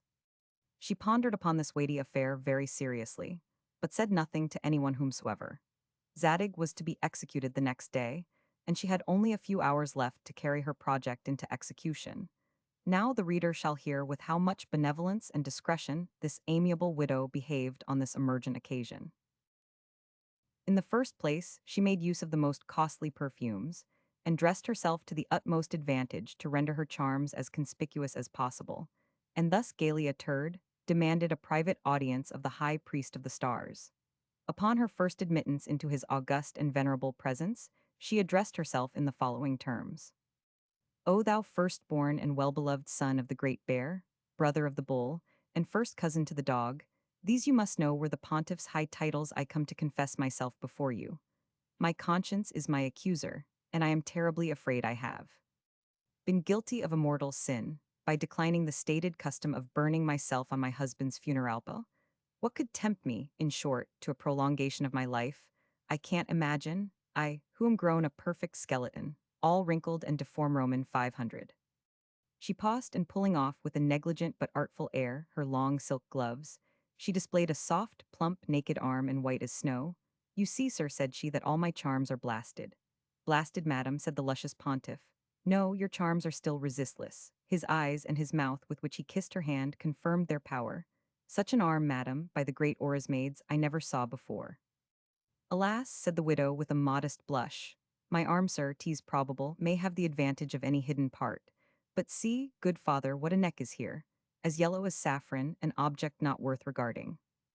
Then she displayed such a snowy, panting bosom, that nature could not mend it. A rosebud on an ivory apple would, if set in competition with her spotless whiteness, make no better appearance than common madder upon a shrub, and the whitest wool just out of the laver, were she but by, would seem but of a light brown hue. Her neck, her large black, sparkling eyes that languishingly rolled and seemed as twere on fire, her lovely cheeks, glowing with white and red, her nose, that was not unlike the tower of Mount Lebanon, her lips, which were like two borders of coral, enclosing 2 rows of the best pearls in the Arabian Sea. Such a combination, I say, of charms made the old pontiff judge she was scarce 20 years of age, and in a kind of flutter, to make her a declaration of his tender regard for her. Almona, perceiving him enamored, begged his interest in favor of Zadig. Alas, my dear charmer, my interest alone, when you request the favor, would be but a poor compliment. Ill take care his acquittance shall be signed by 3 more of my brother priests. Do you sign first, however, said Almona. With all my soul, said the amorous pontiff, provided y'all be kind, my dearest. You do me too much honor, said Almona. But should you give yourself the trouble to pay me a visit after sunset, and as soon as the star sheet twinkles on the horizon, you shall find me, most venerable father, reposed upon a rosy-colored silver sofa, where you shall use your pleasure with your humble servant. With that she made him a low courtesy, took up Zadig's general release as soon as duly signed, and left the old dotard all over love, though somewhat diffident of his own abilities. The residue of the day he spent in his bagnio. He drank large enlivening draughts of a water distilled from the cinnamon of Ceylon and the costly spices of Tidor and Ternate, and waited with the utmost impatience for the uprising of the brilliant sheet. In the meantime, Almona went to the second pontiff. He assured her that the sun, moon, and all the starry host of heaven were but languid fires to her bright eyes. He put the question to her, in short, at once, and agreed to sign upon her compliance. She suffered herself to be overpersuaded, and made an assignation to meet him at a certain place, as soon as the star Algenib should make its appearance. From him she repaired to the third and fourth pontiff, taking care, wherever she went, to see Zadig's acquittance duly signed, and made fresh appointments at the rising of star after star. When she had carried her point thus far, she sent a proper message to the judges of the court, who had condemned Zadig, requesting that they would come to her house, that she might advise with them upon an affair of the last importance. They waited on her accordingly. She produced Zadig's discharge duly signed by 4 several hands, and told them the definitive treaty between all the contracting parties. Each of the pontifical gallants observed their summons to a moment. Each was startled at the sight of his rival, but perfectly thunderstruck to see the judges, before whom the widow had laid open her case. Zadig procured an absolute pardon, and Sadoc was so charmed with the artful address of Almona that he married her the next day. Zadig went afterwards to throw himself at the feet of his fair benefactress. Sadoc and he took their leave of each other with tears in their eyes, and vowing that an eternal mutual friendship should be preserved between them, and, in short, should fortune at any time afterwards prove more propitious than could well be expected to either party, the other should partake of an equal share of his success. Zadig steered his course towards Syria, forever pondering on the hard fate of the justly admired Astarte, and reflecting on his own stars that so obstinately darted down their malignant rays, and continued daily to torment him. What, said he, to pay 400 ounces of gold for only seeing a bitch pass by me, to be condemned to be beheaded for 4 witless verses in praise of the king, to be strangled to death because a queen was pleased to look upon me, to be made a prisoner, and sold as a slave for saving a young lady, from being sorely abussed by a brute rather than a man, and to be upon the brink of being roasted alive, for no other offense than saving for the future all the widows in Arabia from becoming idle burnt offerings, and mingling their ashes with those of their deceased worthless husbands. Chap 13. The Freebooter. Zadig, arriving at the frontiers which separate Arabia Petra from Syria, and passing by a very strong castle, several armed Arabians rushed out upon him, and surrounding him, cried out, "Whatever you have belonging to you is our property, but as for your person, that is entirely at our sovereign's disposal." Zadig, instead of making any reply, drew his sword, and as his attendant was a very courageous fellow, he drew likewise. Those who laid hold on them first fell a sacrifice to their fury. Their numbers redoubled, yet still both dauntless, determined to conquer or to die. When 2 men defend themselves against a whole gang, the contest, doubtless, cannot last long. The master of the castle, one Arbogad by name, having been an eyewitness from his window of the intrepidity and surprising exploits of Zadig, took a fancy to him. He ran down therefore in haste, and giving orders himself to his vassals to desist, delivered the 2 travelers out of their hands. "Whatever goods or chattels," said he, "come upon my territories are my effects, and whatever I find likewise that is valuable upon the premises of others is my free booty. But as you appear, sir, to me to be a gentleman of uncommon courage, you shall prove an exception to my general rule." Upon this, he invited Zadig into his magnificent mansion, giving his inferior officers strict orders to use him with all due respect. And at night Arbogad was desirous of supping with Zadig. The lord of the mansion was one of those Arabians that are called freebooters, but a man who now and then did good actions amongst 1,000 bad ones. He plundered without mercy, but was liberal in his benefactions. When in action, intrepid, but in traffic, easy enough, a perfect epicure in his eating and drinking, an absolute debauchee but very frank and open. Zadig pleased him extremely, his conversation being very lively, prolonged their repast. At last Arbogad said to him, I would advise you, sir, to enlist yourself in my troop. You cannot possibly do a better thing. My profession is none of the worst, and in time you may become perhaps as great a man as myself. May I presume, sir, to ask you one question? How long may you have followed this honorable calling? From my youth upwards, replied his host, I was only a valet at first to an Arabian, who indeed was courteous enough. But servitude was a state of life I could not brook. It made me stark mad to see, in a wide world, which ought to be divided fairly between mankind, that fate had reserved for me so scanty a portion. I communicated my grievance to an old sage Arabian. Son, said he, never despair. Once upon a time, there was a grain of sand that bemoaned itself, as being nothing more than a worthless atom of the deserts. At the expiration, however, of a few years, it became that inestimable diamond, which at this very hour is the richest and most admired ornament of the Indian crown. The old man's discourse furred me with some ambition. I was conscious to myself that I was at that time the atom he mentioned, but was determined, if possible, to become the diamond. At my first setting out, I stole 2 horses. Then I got into a gang, where we played at small game and stopped the small caravans. Thus I gradually lessened the wide disproportion, which there was at first between me and the rest of mankind. I enjoyed not only my full share of the good things of this life, but enjoyed them with usury. I was looked upon as a man of consequence, and I procured this castle by my military achievements. The satrap of Syria had thoughts of dispossessing me, but I was then too rich to be anyways afraid of him. I gave the satrap a certain sum of money, upon condition that I kept quiet possession of my castle. And moreover, I aggrandized my domains, for he constituted me, at the same time, treasurer of the imports that Arabia Petra paid to the King of Kings. I executed my trust in every respect as I ought in the capacity of a collector, but I never did, nor never intended to balance my accounts. The Grand Disturum of Babylon sent hither, in the name of the King Moabdar, a petty satrap, with a commission to strangle me. He and his attendants arrived here with his royal warrant. I was apprised of the whole affair, and, accordingly, ordered his whole retinue, consisting of 4 inferior officers, to be strangled before his face, after the same manner as was intended for my execution. After this, I asked him what he thought the commission with which he was entrusted might reasonably be valued at. He answered that he presumed his premium had he succeeded might have amounted to about 300 pieces of gold. I made him sensible that it would be for his interest to be a commissioned officer under me. I made him accordingly deputy freebooter. He is at this very day not only the best officer, but the richest I have in all my court. If my word may be credited, ill raise your fortune as I have done his. Never was trade brisker in our way, for Moabdar is knocked on the head, and all Babylon in the utmost confusion. Moabdar killed, said you? Cried Zadig, and pray, sir, what is become of his royal consort Astarte? Know nothing at all of that affair, replied Arbogad. All that I have to say is that Moabdar became a perfect madman and had his brains beat out, that all the people in Babylon are cutting one another's throats, and that the whole empire is laid waste, that there is still an opportunity for making several bold pushes, and let me tell you, sir, I have done my part and made the most on't.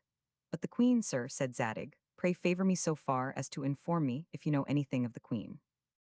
I have heard great talk, said he, of a certain prince of Hyrcania. 'Tis very possible she may have listed herself amongst his concubines, if she had the good fortune to escape the resentment of those popular tumults. But my head, sir, is better turned for the highway than for news. I have taken several ladies prisoners in the course of my excursions. I keep none of them for my part.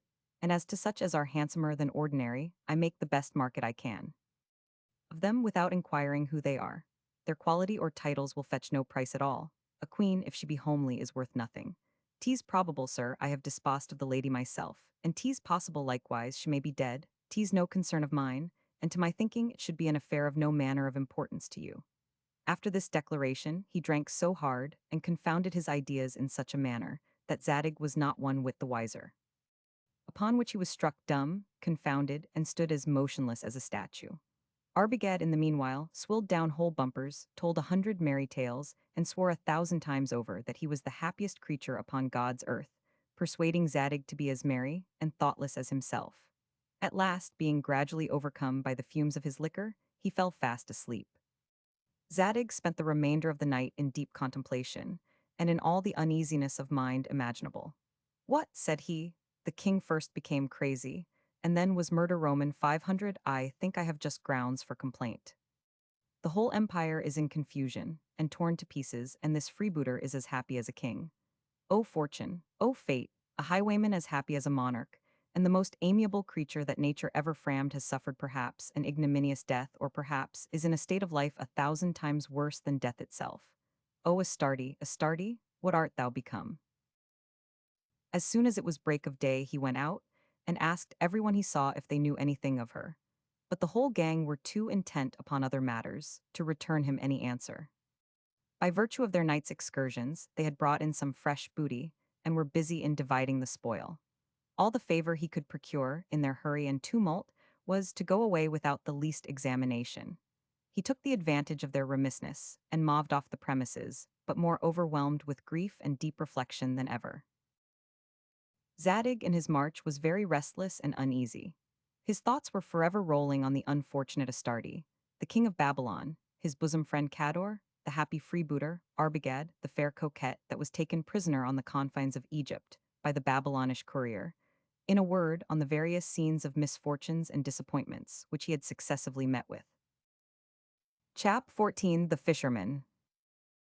When Zadig had traveled some few leagues from Arbogad's castle, he found himself arrived at the banks of a little river, incessantly deploring, as he went along, his unhappy fate, and looking upon himself as the very picture of ill luck. He perceived at a little distance a fisherman, reclined on a verdant bank by the riverside, trembling, scarce able to hold his net in his hand, which he seemed but little to regard, and with uplift eyes, imploring heaven's assistance. I am, doubtless, said the poor fisherman, the most unhappy wretch that ever lived. No merchant in all Babylon, it is very well known, was ever so noted for selling cream cheeses as myself, and yet I am ruined to all intents and purposes. No man of my profession ever had a handsomer, more complete housewife than my dame was, but I have been treacherously deprived of her. I had still left a poor, pitiful cottage, but that I saw plundered and destroy Roman 500. I am cubbed up here in a cell. I have nothing to depend upon but my fishery, and not one single fish have I caught. Thou unfortunate net, ill never throw thee into the water more. Much sooner will I throw myself in. No sooner were the words out of his mouth, but he started up, and ran to the riverside, like one that was resolutely bent to plunge in, and get rid of a miserable life at once. Is it possible, said Zadig? Is there then the man in being more wretched than myself? His benevolence and good will to save the poor man's life was as quick as the reflection he had just made. He ran to his assistance. He laid hold of him, and asked him, with an air of pity and concern, the cause of his rash intention. 'Tis an old saying, that a person is less unhappy when he sees himself not singular in misfortune. But if we will credit Zoroaster, this is not from a principle of malignity, but the effect of a fatal necessity.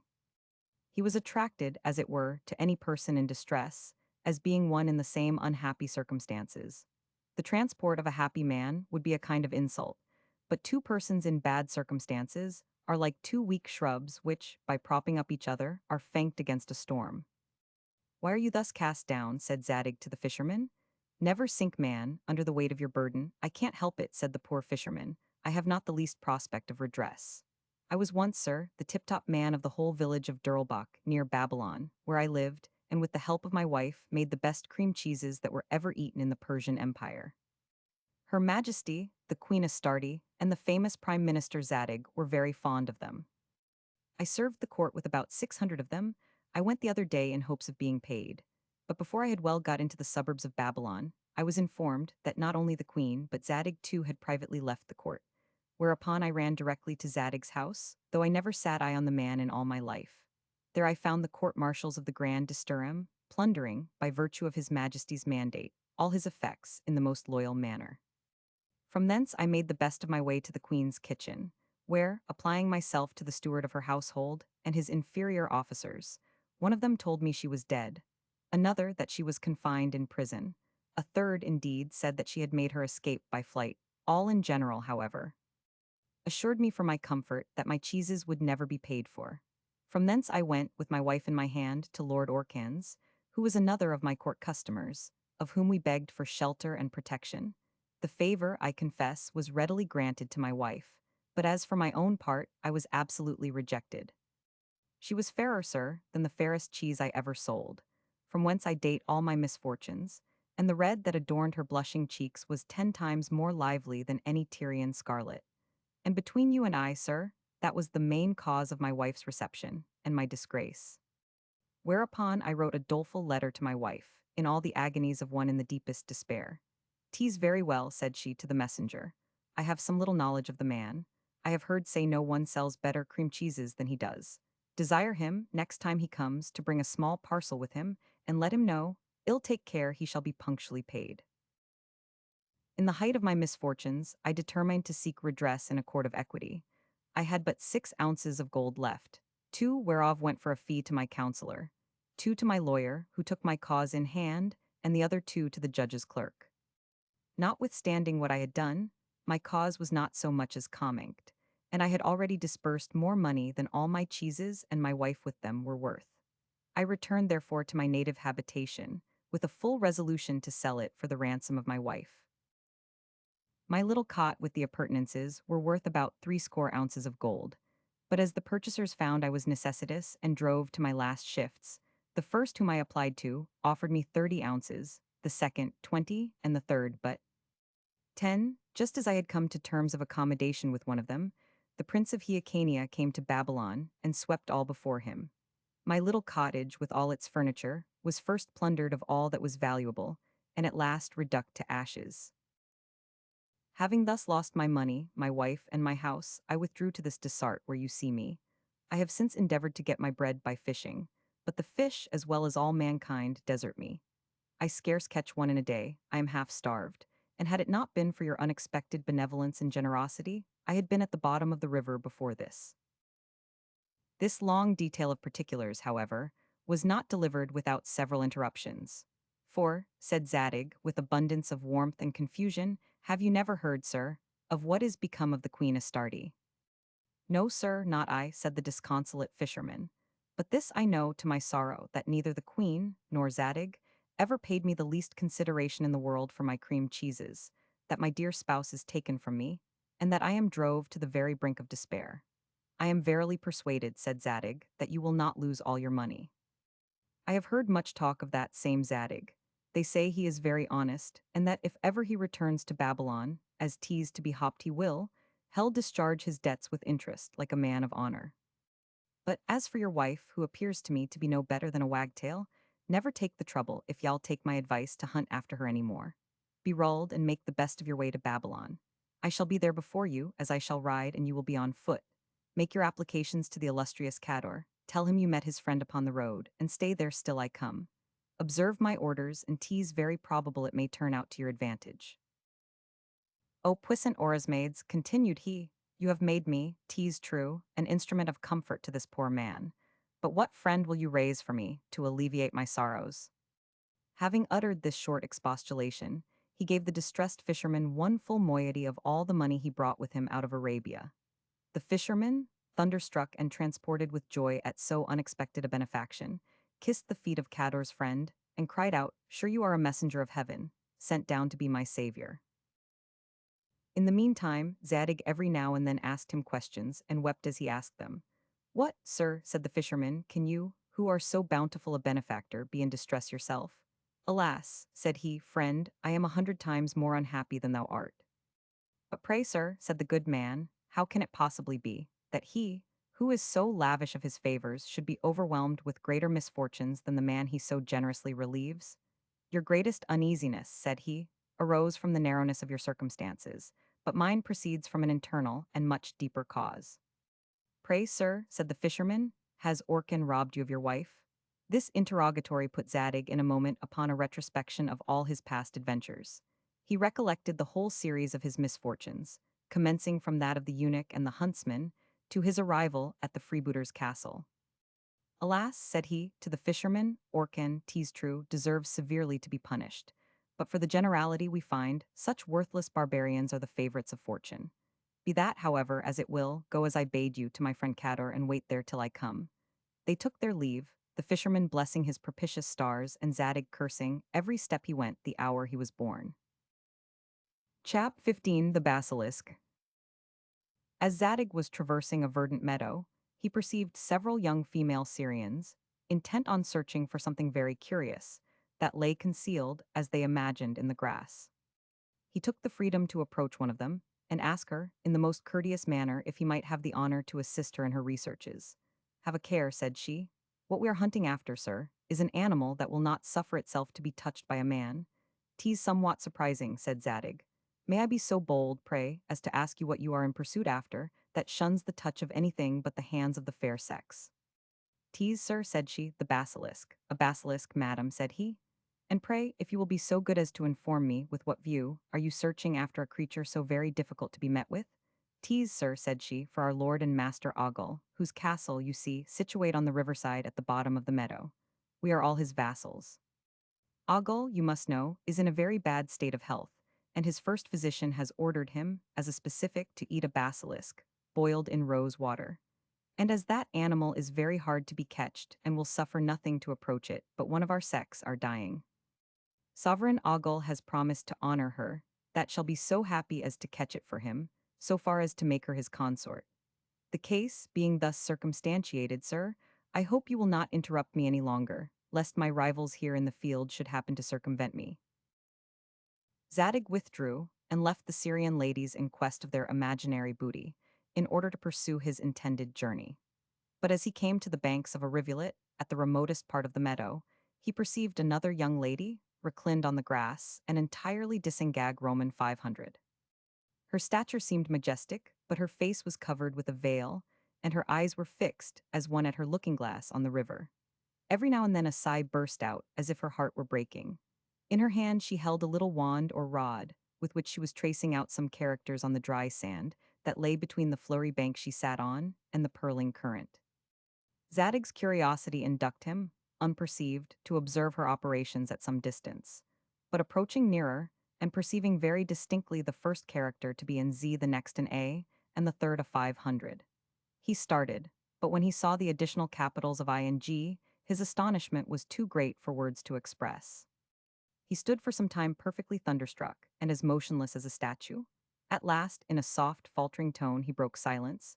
"O generous lady," said he, "forgive a stranger, when overwhelmed with sorrows like yourself, if he asks you, by what amazing accident he finds the name of Zadig delineated by so angelic a hand." Thus unexpectedly interrupted, and at the sound of those words she turned her head, and with a trembling hand, lifting up her veil, she espied Zadig himself. Upon which she shrieked, and as her heart was fluttered between the two extremes of transport and surprise, she fainted away and gently dropped into his arms. 'Twas, it seems, Astarte herself, 'twas the queen of Babylon, 'twas the very goddess whom Zadig adored, 'twas, in short, the very identical lady whose hard fate he had so long deplored, and for whose sake he had felt so many agonizing pains. For a few minutes he stood speechless and deprived, as it were, of all his senses, whilst his eyes were fixed on his Astarte, who began to revive, and cast a wishful glance at him, attended with some confusion. "O ye immortal powers," cried he, "who preside over the destiny of us frail mortals, ye have restored me my Astarte, but alas! At what a conjuncture, in what a place, and in what a state and condition do I view her?" He threw himself prostrate on the ground, and kissed the dust of her feet.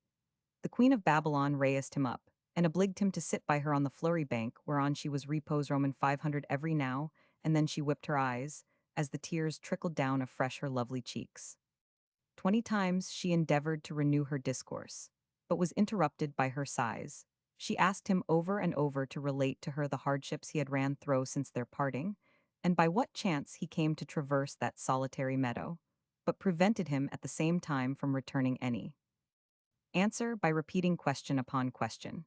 At last she gave him a particular detail of her own misfortunes, and again requested to know his. Both of them, in short, having, in some measure, appeased the tumult of their souls, Zadig, in a few words, informed her of the motives that brought him thither. "But tell me, O unfortunate, though ever venerable queen, how I came to find you out, reclining on this verdant bank, dressed in this servile habit, accompanied by other female slaves, who, I find, have been all day long in quest after a basilisk, which, as I understand, is by order of a celebrated physician, to be dissolved in rosewater, as a specific medicine for his dying patient." Whilst they busy in their fruitless search, said the beauteous Astarte, I'll tell you the whole series of sorrows which I have undergone since last we parted. And since heaven has thus unexpectedly blessed my eyes once more with the sight of my dear Zadig, I'll no longer exclaim against my impropitious stars.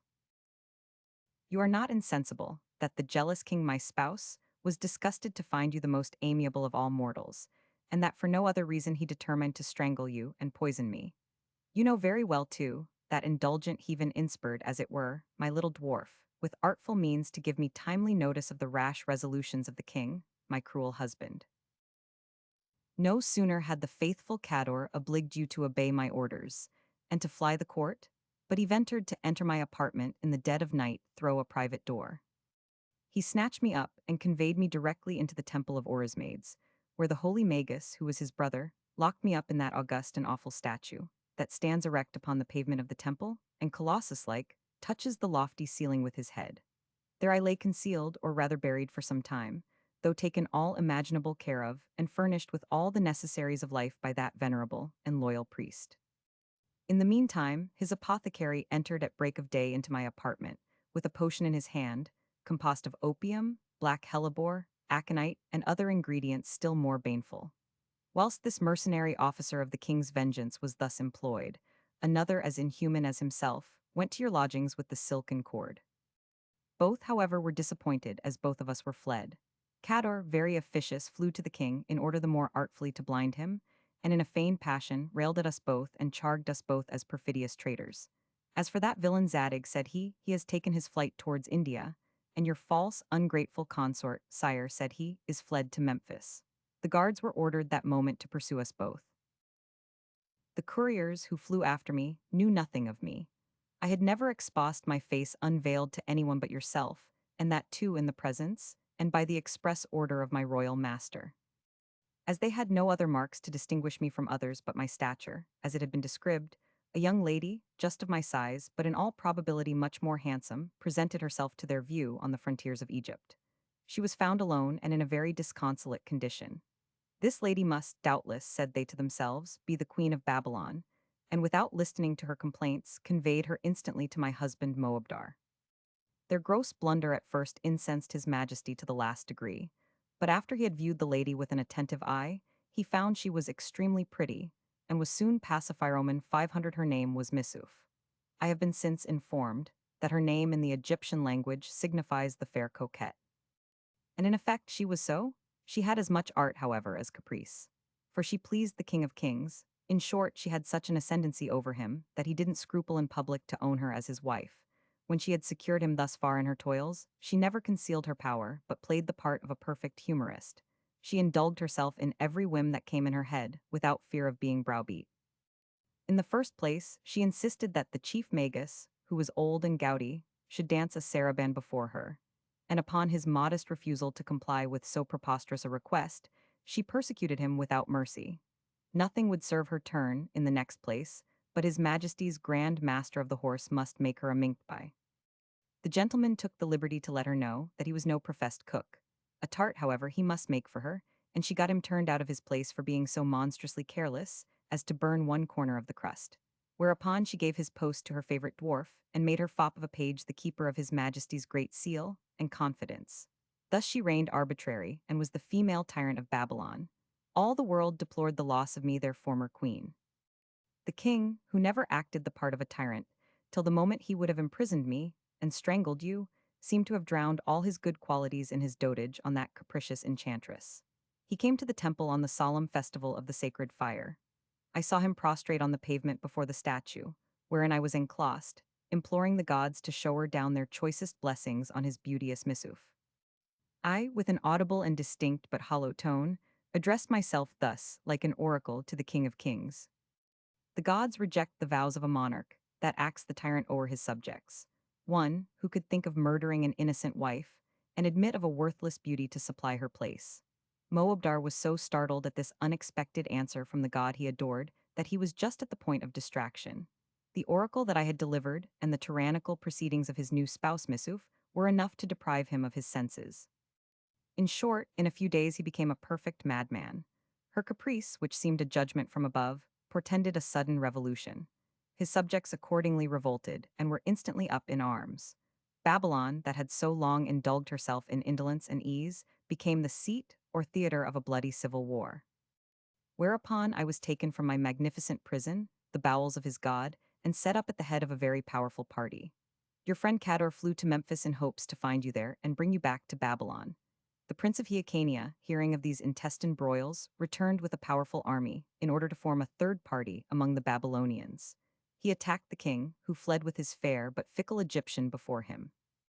Moabdar, however, was so closely pursued that he did of the wounds he received in his retreat. Missouf became the fair victim of the conqueror. As for my own part, I had the misfortune to be overpowered likewise, and taken prisoner by an Hyrcanian party, who brought me into the presence of the young prince, at the very juncture when Missouf stood before him. Y'all smile, doubtless, when I tell you the prince looked upon me as the most amiable captive of the two. But then, I presume you will be sorry to hear that my hard fate doomed me to be a vassal in his seraglio. He told me in direct terms that as soon as he had put in happy issue to one military expedition, which would not, he flattered himself, be long unexecuted, he would honor me with a visit. Judge the dreadful apprehensions I was under upon his making such a peremptory declaration. My obligations to Moabdar were all cancelled, and I was free to be the bride of Zadig. But instead of that, I fell into the toils of a barbarian. I answered him with all the resentment becoming one of my high character and unspotted virtue. I had always heard say that heaven bestowed on persons of my rank such a peculiar mark of majesty and grandeur, that with a bare word or the glance of an angry eye, they could bring down and abase the pride of those audacious creatures that durst to thwart their inclinations. I talked as big as a queen, but I was treated like the most servile domestic. The saucy Hyrcanian, without so much as vouchsafing me one single word, turned to his black eunuch and told him that I was very impertinent, but yet he could not help thinking I was very pretty. He gave him therefore particular orders to take care of me, and put me under the same regimen with respect to my diet as one of his favorites, in order that I might recover my color, which was somewhat too languid. In a word, that I might become worthy in a little time of his royal favors, and be duly qualified to receive him, when he should honor me so far as to fix the day. I told him I would die first. He replied with a sneer that young ladies like me seldom killed themselves and that they were made for enjoyment, and then turned upon his heel with as careless an air as a man would part with his paroquet when he had shut her up close in her gilded cage. What a shocking state was I in for the first queen of the universe! Nay, ill say more, for a heart that was wholly devoted to her Zadig. At these endearing words, Zadig threw himself at her feet and bathed them with his tears. Astarte immediately raised him in the most courteous and engaging manner, and thus continued her narration. I too plainly perceived that I was subject to the tyranny of a barbarian and the rival of a coquette that was a slave like myself. She related to me all her past adventures in Egypt. From the description she gave of her gallant, the time and place, the dromedary he was mounted on, and from every other minute circumstance, I imagined it was yourself that played the hero in her favor. As I made no doubt but that you resided somewhere in Memphis, I determined to go thither myself, but in disguise. Beauteous Missouf, said I, you are of a much sprightlier disposition than I am. You will be able to amuse the gay young prince of Hyrcania 1,000 times better than I shall. Find out some way, therefore, for my escape, by which you will be sole lady regent. You will oblige me to the last degree by your friendly assistance, and at the same time get rid of a rival. Missouf, cajoled with the hint, came into my measures directly. She took care to send me packing forthwith, with no other attendant than an old Egyptian slave. No sooner had I reached the borders of Arabia, but a notorious freebooter, one Arbogad by name, picked me up as I was strolling along, and sold me to some merchants, who conveyed me to yonder castle, the magnificent residence of the Emir Ogle. He purchased me at all adventures without inquiring what or who I was. He is a perfect debauchee. His sole delight lies in good eating, wine, and women, and is one who imagines that the Almighty sent him into the world for no other purpose but to gratify his unruly appetites. He is excessively fat and puffs and blows every moment like one half Chocroman 500. When he has gorged himself so unmercifully that he is ready to burst, his chief physician can persuade him to take anything for his relief, though he laughs at him and despises his advice when he's well and sober. He has intimated to him that at present his life's in danger, and nothing will restore him but a basilisk, boiled in rose water. Whereupon the grand ogle has promised his last favors to that slave, whoever she be, that shall be so fortunate as to catch a basilisk. For him, since it seems they are so seldom to be met with. You see, I have others to struggle for the honor proposed, and I never had a less inclination to find out this basilisk than at present, since I have once more met with my dearest Zadig. After this declaration, Astarte and Zadig renewed with warmth the virtuous affection which they had long conceived for each other, and reciprocally uttered all the tenderest expressions that love and distress could possibly devise. And the genii, who preside over all the soft passions, wafted their mutual vows of eternal constancy and truth to the sphere of Venus. The whole train of slaves, after a long fruitless search, attended on Ogle to inform him that all their strictest search was fruitless. Zadig desired that he might have the honor to be introduced into his presence. Accordingly he was, and his address was to this or the like effect. May immortal health descend from heaven to preserve a life, sir, so precious as yours is. I am a physician by profession. I flew to your palace, on the first news of the dangerous situation you were in, and have brought a basilisk with me, distilled in rose water. I can have no hopes of the honor of your bed, in case I succeed in my application. All the favor I request is the release of one of your Babylonish slaves, who has been in your highness' retinue for some time. And I am willing to be your bondslave in her stead, if I fail of restoring the most illustrious and magnificent Ogle to his pristine state of health. The proposition was readily embrac Roman 500 Astarte was instantly discharged, and set out for Babylon, with a proper attendant, according to Zadig's direction, assuring her that she should hear every day, by a special courier, of his proceedings with his new patient. The farewell which they took of each other was very affectionate and tender, expressive of the strongest obligations to each other. The moments of meeting and those of parting are, as it is written in the sacred book of Zend, the two most remarkable epochs of a lover's life. Zadig's repeated protestations of affection for the queen were perfectly sincere and the pure dictates of his heart, and the queen's love for Zadig had made a deeper impression on hers than she thought proper to discover. In the meantime, Zadig, again addressing himself to Ogle, said, My basilisk, sir, as others are, is not to be dressed or eaten, but all its virtues must penetrate your whole fabric, through your pores. I have enclosed my never-failing sudorific in a bladder, full-blown and carefully covered with the softest leather. You must kick this bladder, sir, once a day about your hall for a whole hour together, with all the vigor and activity you possibly can. This medicine must be repeated every morning, and ill attend the operation. Upon your due observance of the regimen, I shall put you under, I doubt not, but with the blessing of heaven on my honest endeavors, I shall give you ample demonstration of my being an adept in physic. Ogle, upon making the first experiment, was ready to expire for want of breath, and thought he should die with the fatigue. The second day did not prove altogether so irksome, and he slept much better at night than he had done before. In short, our doctor in about 8 days' time performed an absolute cure. His patient was as brisk, active, and gay as one in the bloom of his youth. Now, sir, said Zadig, I'll be ingenuous with you, and disclose to you the important secret. You have played at football these 8 days successively, and you have lived all that time within the bounds of sobriety and moderation. Know, sir, that there is no such animal in nature as a basilisk. That health is to be secured by temperance and exercise, and that the art of making health consistent with luxury is altogether as impracticable, and an art, in all respects, as idle and chimerical as those of the philosopher's stone, judicial astrology, or any other reveries of the like airy and fantastic nature. Chap 16 The Tournaments. The queen was received at Babylon with all the transports of joy that could possibly be expressed for the safe return of so illustrious and so beautiful a personage that had run through such a long series of misfortunes.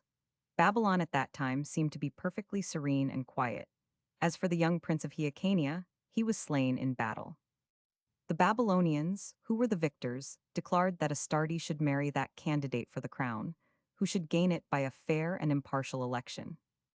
They were determined that the most valuable post of honor in the world, namely, that of being the royal consort of Astarte and the sovereign of Babylon, should be the result of merit only, and not be procured by any party factions or court intrigues. A solemn oath was voluntarily taken by all parties that he who should distinguish himself by his superior valor and wisdom should unanimously be acknowledged the sovereign-elect. A spacious list or circus was pitched upon, surrounded with commodious seats, erected in an amphitheatrical manner, and richly embellished some few leagues from the city. Thither the combatants or champions were to repair, completely accoutred. Each of them had a distinct apartment to himself behind the lists, where no soul could either see them or know who they were. They were to enter the lists four several times.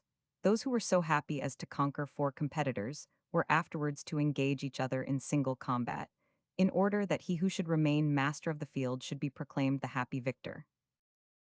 4 days afterwards they were to meet again, accoutred as before, and to explain all such enigmas or riddles as the magi should think proper to propose. If their queries should prove too intricate and perplexed for them to resolve, they were to have recourse to the lists again, and after that to fresh enigmas before they could be entitled to the election, so that the tournaments were to be continued till one of the candidates should be twice a victor, and shine as conspicuous with respect to his internal qualities as to his dexterity. An address in heroic achievements. The queen, in the meantime, was to be narrowly watched, and allowed only to be a spectator of both their amusements, at some considerable distance, and moreover to be covered with a veil, nor was she indulged so far as to speak one single word to any candidate whomsoever, in order to prevent the least jealousy or suspicion either of partiality or injustice. Astarte took care, by the courier, to inform her lover of all the preliminary articles above mentioned, not doubting but that he would exert both his courage and understanding for her sake, beyond any of the other competitors. Zadig accordingly set out for Babylon, and besought the goddess Venus not only to fortify his courage, but to illuminate his mind with wisdom on this important occasion. The night before these martial achievements were to commence, Zadig arrived upon the banks of the Euphrates. He inscribed his device amongst the list of combatants, concealing, at the same time, both his person and name, as the laws of the election required, and accordingly withdrew to the apartment that was provided for him, according to his lot. Cador, who was just returned to Babylon, having hunted all Egypt over to no purpose, in hopes to find his friend Zadig, brought a complete set of armor into his lodge, by express orders from the queen. She sent him likewise one of the finest horses in all Persia. Zadig knew that these presents could come from nobody but his dear Astarte, which redoubled his vigor and his hopes. The next morning, the queen being seated under a canopy of state, enriched with precious stones, and the amphitheaters being crowded with gentlemen and ladies of all ranks and conditions from Babylon, the competitors made their personal appearance in the circus.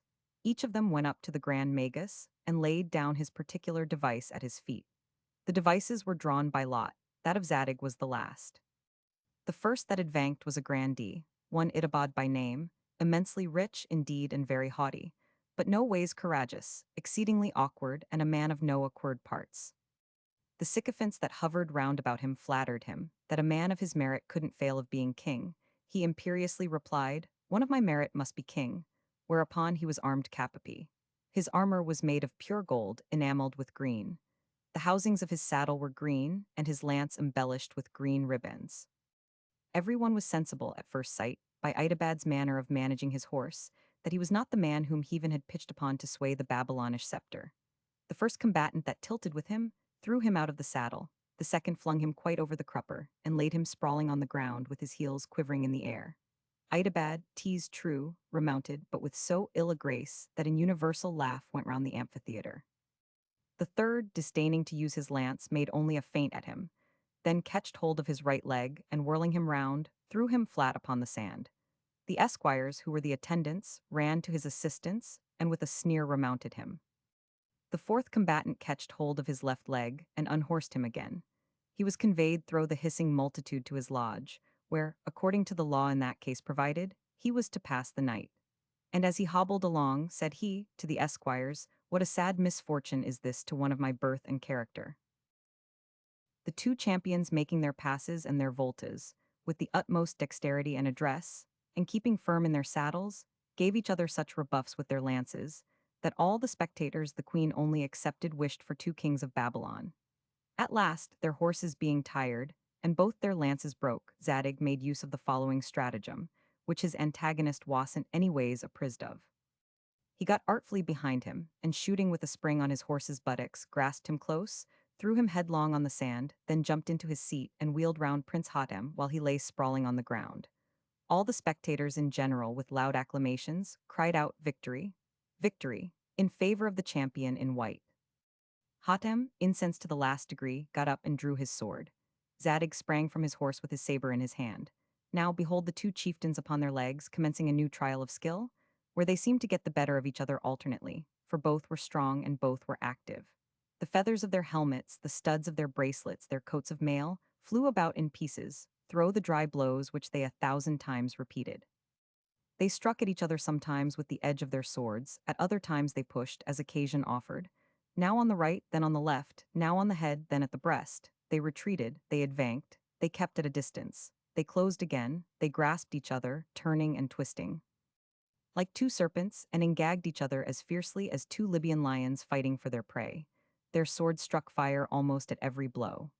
At last, Zadig, in order to recover his breath, for a moment or two stood still, and afterwards, making a feint at the prince, threw him on his back and disarmed him. Hatem, thereupon, cried out, O thou knight of the white armor, 'tis you only are destined to be the king of Babylon. The queen was perfectly transported. The two champions were reconducted to their separate lodges, as the others had been before them, in conformity to the laws prescribed Roman 500. Several mutes were ordered to wait on the champions, and carry them some proper refreshment. Well, leave the reader to judge whether the queen's dwarf was not appointed to wait on Zadig on this happy occasion.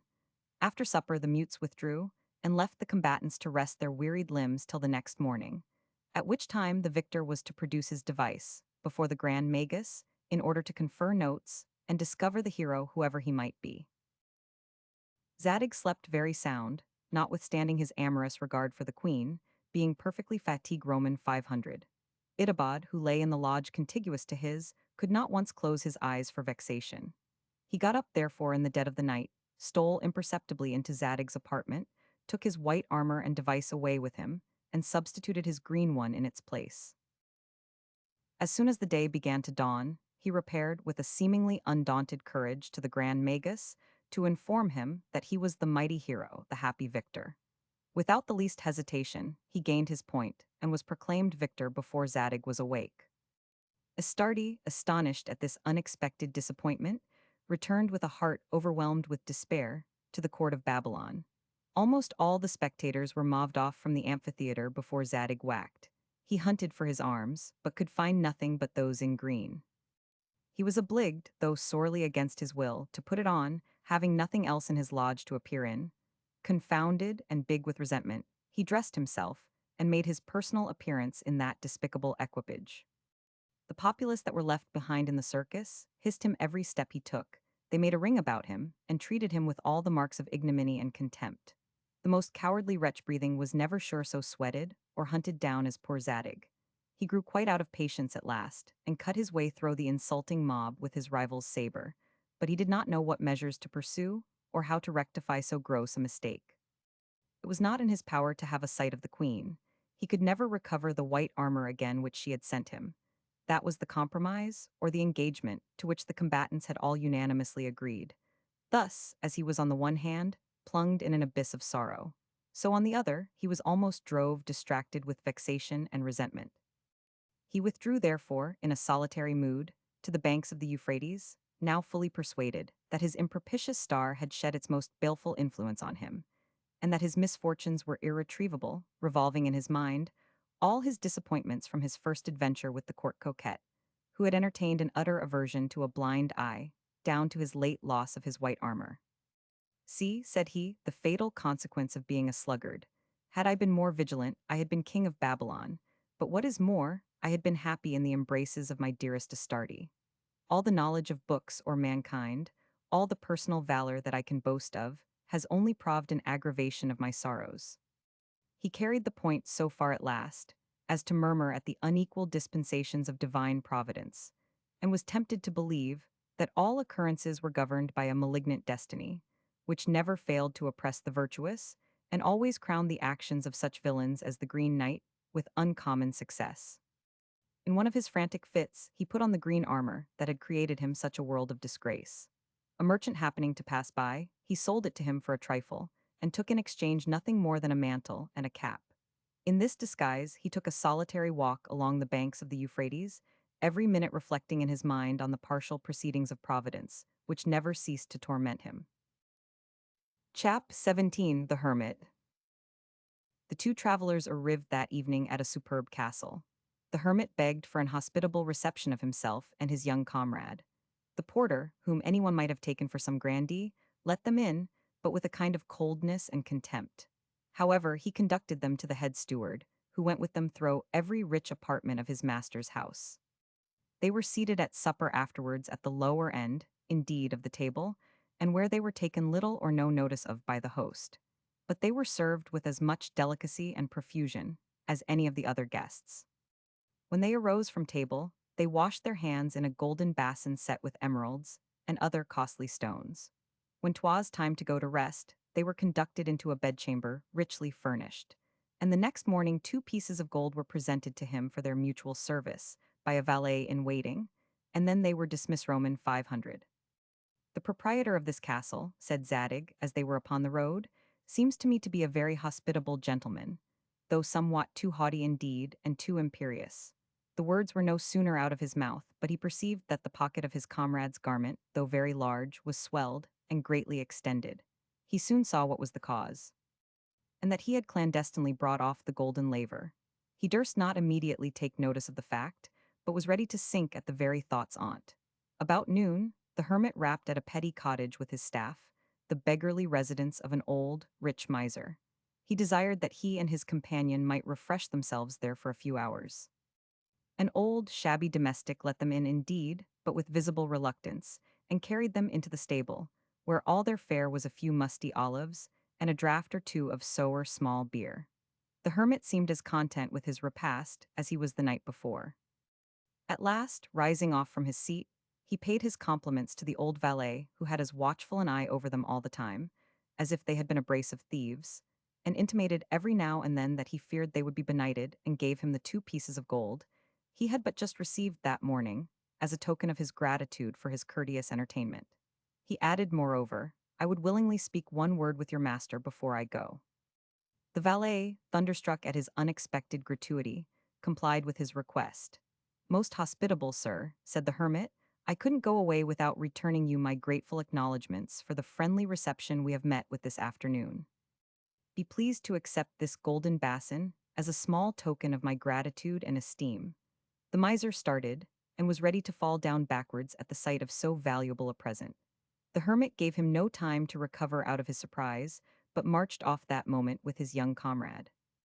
Father, said Zadig, what is all this that I have seen? You seem to me to act in a quite different manner from the generality of mankind. You plunder one, who entertained you with all the pomp and profusion in the world, to enrich a covetous, sordid wretch, who treated you in the most unworthy manner. Son, said the old man, that grandee, who receives visits of strangers, with no other view than to gratify his pride, and to raise their astonishment at the furniture of his palace, will henceforward learn to be wiser, and the miser to be more liberal for the time to come. Don't be surprised, but follow me. Zadig was at a stand at present, and couldn't well determine whether his companion was a man of greater wisdom than ordinary or a madman. But the hermit assumed such an ascendancy over him, exclusive of the oath he had taken, that he couldn't tell how to leave him. At night they came to a house very commodiously built, but neat and plain, where nothing was wanting, and yet nothing profuse. The master was a philosopher that had returned from the busy world in order to live in peace and form his mind to virtue. He was pleased to build this little box for the reception of strangers, in a handsome manner, but without ostentation. He came in person to meet them at the door, and for a time advised them to sit down and rest themselves in a commodious apartment. After some respite, he invited them to a frugal yet elegant repast, during which he talked very intelligently about the late revolutions in Babylon. He seemed entirely to be in the queen's interest, and heartily wished that Zadig had entered the lists for the regal prize. But Babylon, said he, don't deserve a king of so much merit. A modest blush appeared in Zadig's face at this unexpected compliment, which innocently aggravated his misfortunes. It was agreed on all hands that the affairs of this world took sometimes a quite different turn from what the wisest patriots would wish them. The hermit replied, the ways of Providence are often very intricate and obscure, and men were much to blame for casting reflections on the conduct of the whole, upon the bare inspection of the minutest part. The next topic they entered upon was the passions. Alas, said Zadig, how fatal in their consequences, However, said the hermit, they are the winds that swell the sail of the vessel. Sometimes, 'tis true, they overset it, but there is no such thing as sailing without them. Phlegm, indeed, makes men peevish and sick, but then there is no living without it. Though everything here below is dangerous, yet all are necessary. In the next place, their discourse turned on sensual pleasures, and the hermit demonstrated that they were the gifts of heaven. For, said he, man cannot bestow either sensations or ideas on himself. He receives them all, his pain and pleasure, as well as his being, proceed from a superior cause. Zadig stood astonished, to think how a man that had committed such vile actions could argue so well on such moral topics. At the proper hour, after an entertainment, not only instructive, but every way agreeable, their host conducted them to their bedchamber, thanking heaven for directing two such polite and virtuous strangers to his house. He offered them at the same time some silver to defray their expenses on the road, but with such an air of respect and benevolence that 'twas impossible to give the least disgust. The hermit, however, refused it and took his leave, as he proposed to set forward for Babylon by break of day. Their parting was very affectionate and friendly. Zadig, in particular, expressed a more than common regard for a man of so amiable a behavior. When the hermit and he were alone, and preparing for bed, they talked long in praise of their new host. As soon as daylight appeared, the old hermit whacked his young comrade. "'Tis time to be gone," said he, "but as all the house are fast asleep, I'll leave a token behind me of my respect and affection for the master of it." No sooner were the words out of his mouth, but he struck a light, kindled a torch, and set the building in a flame. Zadig, in the utmost confusion, shrieked out, and would, if possible, have prevented him from being guilty of such a monstrous act of ingratitude. The hermit dragged him away by a superior force. The house was soon in a blaze. When they had got at a convenient distance, the hermit, with an amazing sedateness, turned back and surveyed the destructive flames. "Behold," said he, "our fortunate friend. In the ruins he will find an immense treasure that will enable him, from henceforth, to exert his beneficence and render his virtues more and more conspicuous." Zadig, though astonished to the last degree, attended him to their last stage, which was to the cottage of a very virtuous and well-disposed widow, who had a nephew of about 14 years of age. He was a hopeful youth and the darling of her heart. She entertained her two guests with the best provisions her little house afforded. In the morning she ordered her nephew to attend them to an adjacent bridge, which, having been broken down some few days before, rendered the passage dangerous to strangers.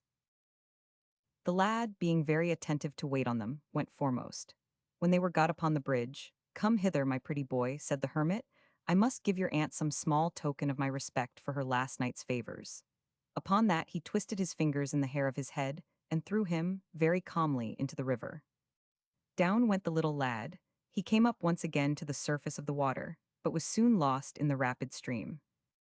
"O thou monster, thou worst of villains," cried Zadig. "Didn't you promise," said the hermit, "to view my conduct with patience? Know then that had that boy lived but 1 year longer, he would have murdered his foster mother." "Who told you so, you barbarous wretch?" said Zadig. "And when did you read that inhuman event in your black book of fate? Who gave you permission, pray, to drown so innocent a youth that had never disobliged you?" No sooner had our young Babylonian ceased his severe reflections, but he perceived that the old hermit's long beard grew shorter and shorter, that the furrows in his face began to fill up, and that his cheeks glowed with a rose-colored red, as if he had been in the bloom of 15. His mantle was vanished at once, and on his shoulders, which were before covered, appeared 4 angelic wings, each refulgent as the sun. "O thou messenger of heaven, O thou angelic form," cried Zadig, and fell prostrate at his feet. "Thou art descended from the Empyreum, I find, to instruct such a poor frail mortal as I am, how to submit to the mysteries of fate." "Mankind in general," said the angel Jesred, judge of the whole, by only viewing the hither link of the chain. "Thou of all the human race wast the only man that deserved to have thy mind enlighten." Roman 500. Zadig begged leave to speak. "I am somewhat diffident of myself, 'tis true. But may I presume, sir, to beg the solution of one scruple? Would it not have been better to have chastised the lad, and by that means reformed him, than to have cut him off thus unprepared in a moment?" Jesrad replied, had he been virtuous and had he lived, 'twas his fate not only to be murdered himself, but his wife, whom he would afterwards have married, and the little infant, that was to have been the pledge of their mutual affection. Is it necessary, then, venerable guide, that there should be wickedness and misfortunes in the world, and that those misfortunes should fall with weight on the heads of the righteous? "The wicked," replied Jesrad, "are always unhappy. Misfortunes are intended only as a touchstone to try a small number of the just, who are thinly scattered about this terrestrial globe. Besides, there is no evil under the sun, but some good proceeds from it. But, said Zadig, suppose the world was all goodness, and there was no such thing in nature as evil. Then, that world of yours, said Jesred, would be another world. The chain of events would be another wisdom. And that other order, which would be perfect, must of necessity be the everlasting residence of the Supreme Being, whom no evil can approach. That great and first cause has created an infinite number of worlds, and no two of them alike. This vast variety is an attribute of his omnipotence. There are not two leaves on the trees throughout the universe, nor any two globes of light amongst the myriad of stars that deck the infinite expanse of heaven, which are perfectly alike. And whatever you see on that small atom of earth, whereof you are a native, must exist in the place, and at the time appointed, according to the immutable decrees of him who comprehends the whole. Mankind imagine that the lad, whom I plunged into the river, was drowned by chance, and that our generous benefactor's house was reduced to ashes by the same chance. But no, there is no such thing as chance. All misfortunes are intended, either as severe trials, judgments, or rewards, and are the result of foreknowledge. You remember, sir, the poor fisherman in despair, that thought himself the most unhappy mortal breathing. The great Orasmades sent you to amend his situation. Frail mortal, cease to contend with what you ought to adore. But, said Zadig, whilst the sound of the word but dwelt upon his tongue, the angel took his flight towards the 10th sphere. Zadig sunk down upon his knees and acknowledged an overruling providence with all the marks of the profoundest submission. The angel, as he was soaring towards the clouds, cried out in distinct accents, "Make thy way towards Babylon." Chap 18, the Enigmas or Riddles. Zadig, as one beside himself and perfectly thunderstruck, beat his march at random. He entered, however, into the city of Babylon on that very day, when those combatants who had been before engagged in the list or circus were already assembled in the spacious outer court of the palace, in order to solve the enigmas and give the wisest answers they could to such questions as the Grand Magus should propose. All the parties concerned were present, except the knight of the green armor. No sooner had Zadig made his appearance in the city, but the populace flocked round about him. No eye was satisfied with gazing at him. All in general were lavish of their praises, and in their hearts wished him their sovereign, except the envious man, who, as he passed by, fetched a deep sigh and turned his head aside. The populace with loud acclamations attended him to the palace gate. The queen, who had heard of his arrival, was in the utmost agony, between hope and despair. Her vexation had almost brought her to death's door. She couldn't conceive why Zadig should appear without his accoutrements, nor imagine which way Idabad could procure the snow-white armor. At the sight of Zadig, a confused murmur ran through the whole place. Every eye was surprised, though charmed at the same time to see him again, but then none were to be admitted into the assembly room except the knights. I have fought as successfully as any one of them all, said Zadig, though another appears clad in my armor. But in the meantime, before I can possibly prove my assertion, I insist upon being admitted into court, in order to give my solutions to such enigmas. As shall be propos Roman 500 toise put to the vote. As the reputation of his being a man of the strictest honor and veracity was so strongly imprinted on their minds, the motion of his admittance was carried in the affirmative, without the least opposition. The first question the Grand Magus proposed was this: what is the longest and yet the shortest thing in the world, the most swift and the most slow, the most divisible and the most extended, the least valued and the most regretted, and without which nothing can possibly be done? Which, in a word, devours everything how minute soever, and yet gives life and spirit to every object or being, however great? Idabad had the honor to answer first. His reply was that a man of his merit had something else to think on than idle riddles. 'Twas enough for him that he was acknowledged the hero of the circus. One said the solution of the enigma proposed was fortune, others said the earth, and others again the light, but Zadig pronounced it to be time. Nothing, said he, can be longer, since 'tis the measure of eternity. Nothing is shorter, since there is time always wanting to accomplish what we aim at. Nothing passes so slowly as time to him who is in expectation, and nothing so swift as time to him who is in the perfect enjoyment of his wishes. Its extent is to infinity in the whole, and divisible to infinity in part. All men neglect it in the passage, and all regret the loss of it when 'tis past. Nothing can possibly be done without it. It buries in oblivion whatever is unworthy of being transmitted down to posterity, and it renders all illustrious actions immortal. the assembly agreed unanimously that Zadig was in the right. Each passed his verdict. Zadig was the only person that concluded it was life. He solved every enigma proposed with equal facility. Idabad, when he heard the explications, always said that nothing in the world was more easy than to solve such obvious questions, and that he could interpret 1,000 of them without the least hesitation, were he inclined to trouble his head about such trifles. Other questions were proposed in regard to justice, the sovereign good, and the art of government. Zadig's answers still carried the greatest weight. What pity 'tis, said some who were present, that one of so comprehensive a genius should make such a scurvy cavalier. Most illustrious grandees, said Zadig, I was the person that had the honor of being victor at your circus. The white armor, most puissant lords, was mine. That awkward warrior there, Lord Idabad, dressed himself in it whilst I was asleep. He imagined, it is plain, that it would do him more honor than his own green one. Unaccoutred as I am ready, before this august assembly, to give them incontestable proof of my superior skill, to engage with the usurper of the white armor with my sword only in my mantle and bonnet, and to testify that I only was the happy victor of the justly admired Hatem. Idabad accepted of the challenge with all the assurance of success imaginable. He did not doubt, but being properly accoutred with his helmet, his cuirass, and his bracelets, he should be able to hew down an antagonist in his mantle and cap, and nothing to screen him from his resentment but a single saber. Zadig drew his sword and saluted the queen with it, who viewed him with transport mixed with fear. Idabad drew his but paid his compliments to nobody. He approached Zadig as one whom he imagined incapable of making any considerable resistance. He concluded 'twas in his power to cut Zadig into atoms. Zadig, however, knew how to parry the blow, by dexterously receiving it upon his fort, as the swordsmen call it, by which means Idabad's sword was snapped in two. With that Zadig in an instant closed his adversary, and by his superior strength, as well as skill, laid him sprawling on his back.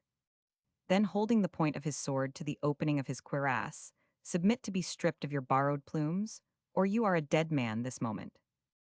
Idabad, always surprised that any disappointment should attend a man of such exalted merit as himself, very tamely permitted Zadig to disrobe him by degrees of his pompous helmet, his superb cuirass, his rich bracelets, his brilliant cuisses or armor for his thighs, and other martial accoutrements. When Zadig had equipped himself cap a pie in his now recovered armor, he flew to Astarte and threw himself prostrate at her feet.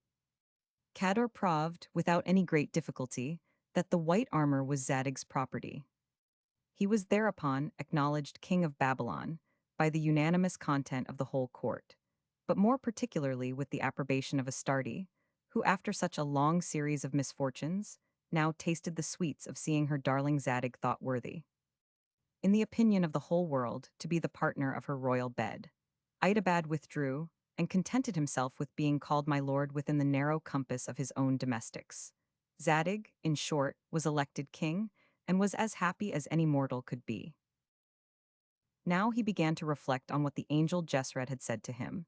Nay, he reflected so far back as the story of the Arabian atom of dust metamorphosed into a diamond. The queen and he adored the divine providence. Zadig permitted Missouf, the fair coquette, to make her conquests where she could. He sent couriers to bring the freebooter Arbogad to court, and gave him an honorable military post in his army, with a farther promise of promotion to the highest dignity. But upon this express condition, that he would act for the future as a soldier of honor, but assured him at the same time that he'd make a public example of him if he followed his profession of freebooting for the future. Sadoc was sent for from the lonely desarts of Arabia, together with the fair Almanza, his new bride, to preside over the commercial affairs of Babylon. Cador was advanced to a post near himself, and was his favorite minister at court, as the just reward of his past services. He was, in short, the king's real friend, and Zadig was the only monarch in the universe that could boast of such an attendant. The dwarf, though dumb, was not wholly forgotten. The fisherman was put into the possession of a very handsome house, and Orcan was sentenced, not only to pay him a very considerable sum for the injustice done him in detaining his wife, but to resign her likewise to the proper owner. The fisherman, however, grown wise by experience, softened the rigor of the sentence, and took the money only in full of all accounts. He didn't leave so much as Semira, wholly disconsolate, though she had such an aversion to a blind eye, nor Azara comfortless, notwithstanding her affectionate intention to shorten his nose, for he soothed their sorrows by very munificent presents. The envious informer, indeed, died with shame and vexation. The empire was glorious abroad, and in the full enjoyment of tranquility, peace, and plenty at home. This, in short, was the true golden age. The whole country was swayed by love and justice. Everyone blessed Zadig, and Zadig blessed Heaven for his unexpected success.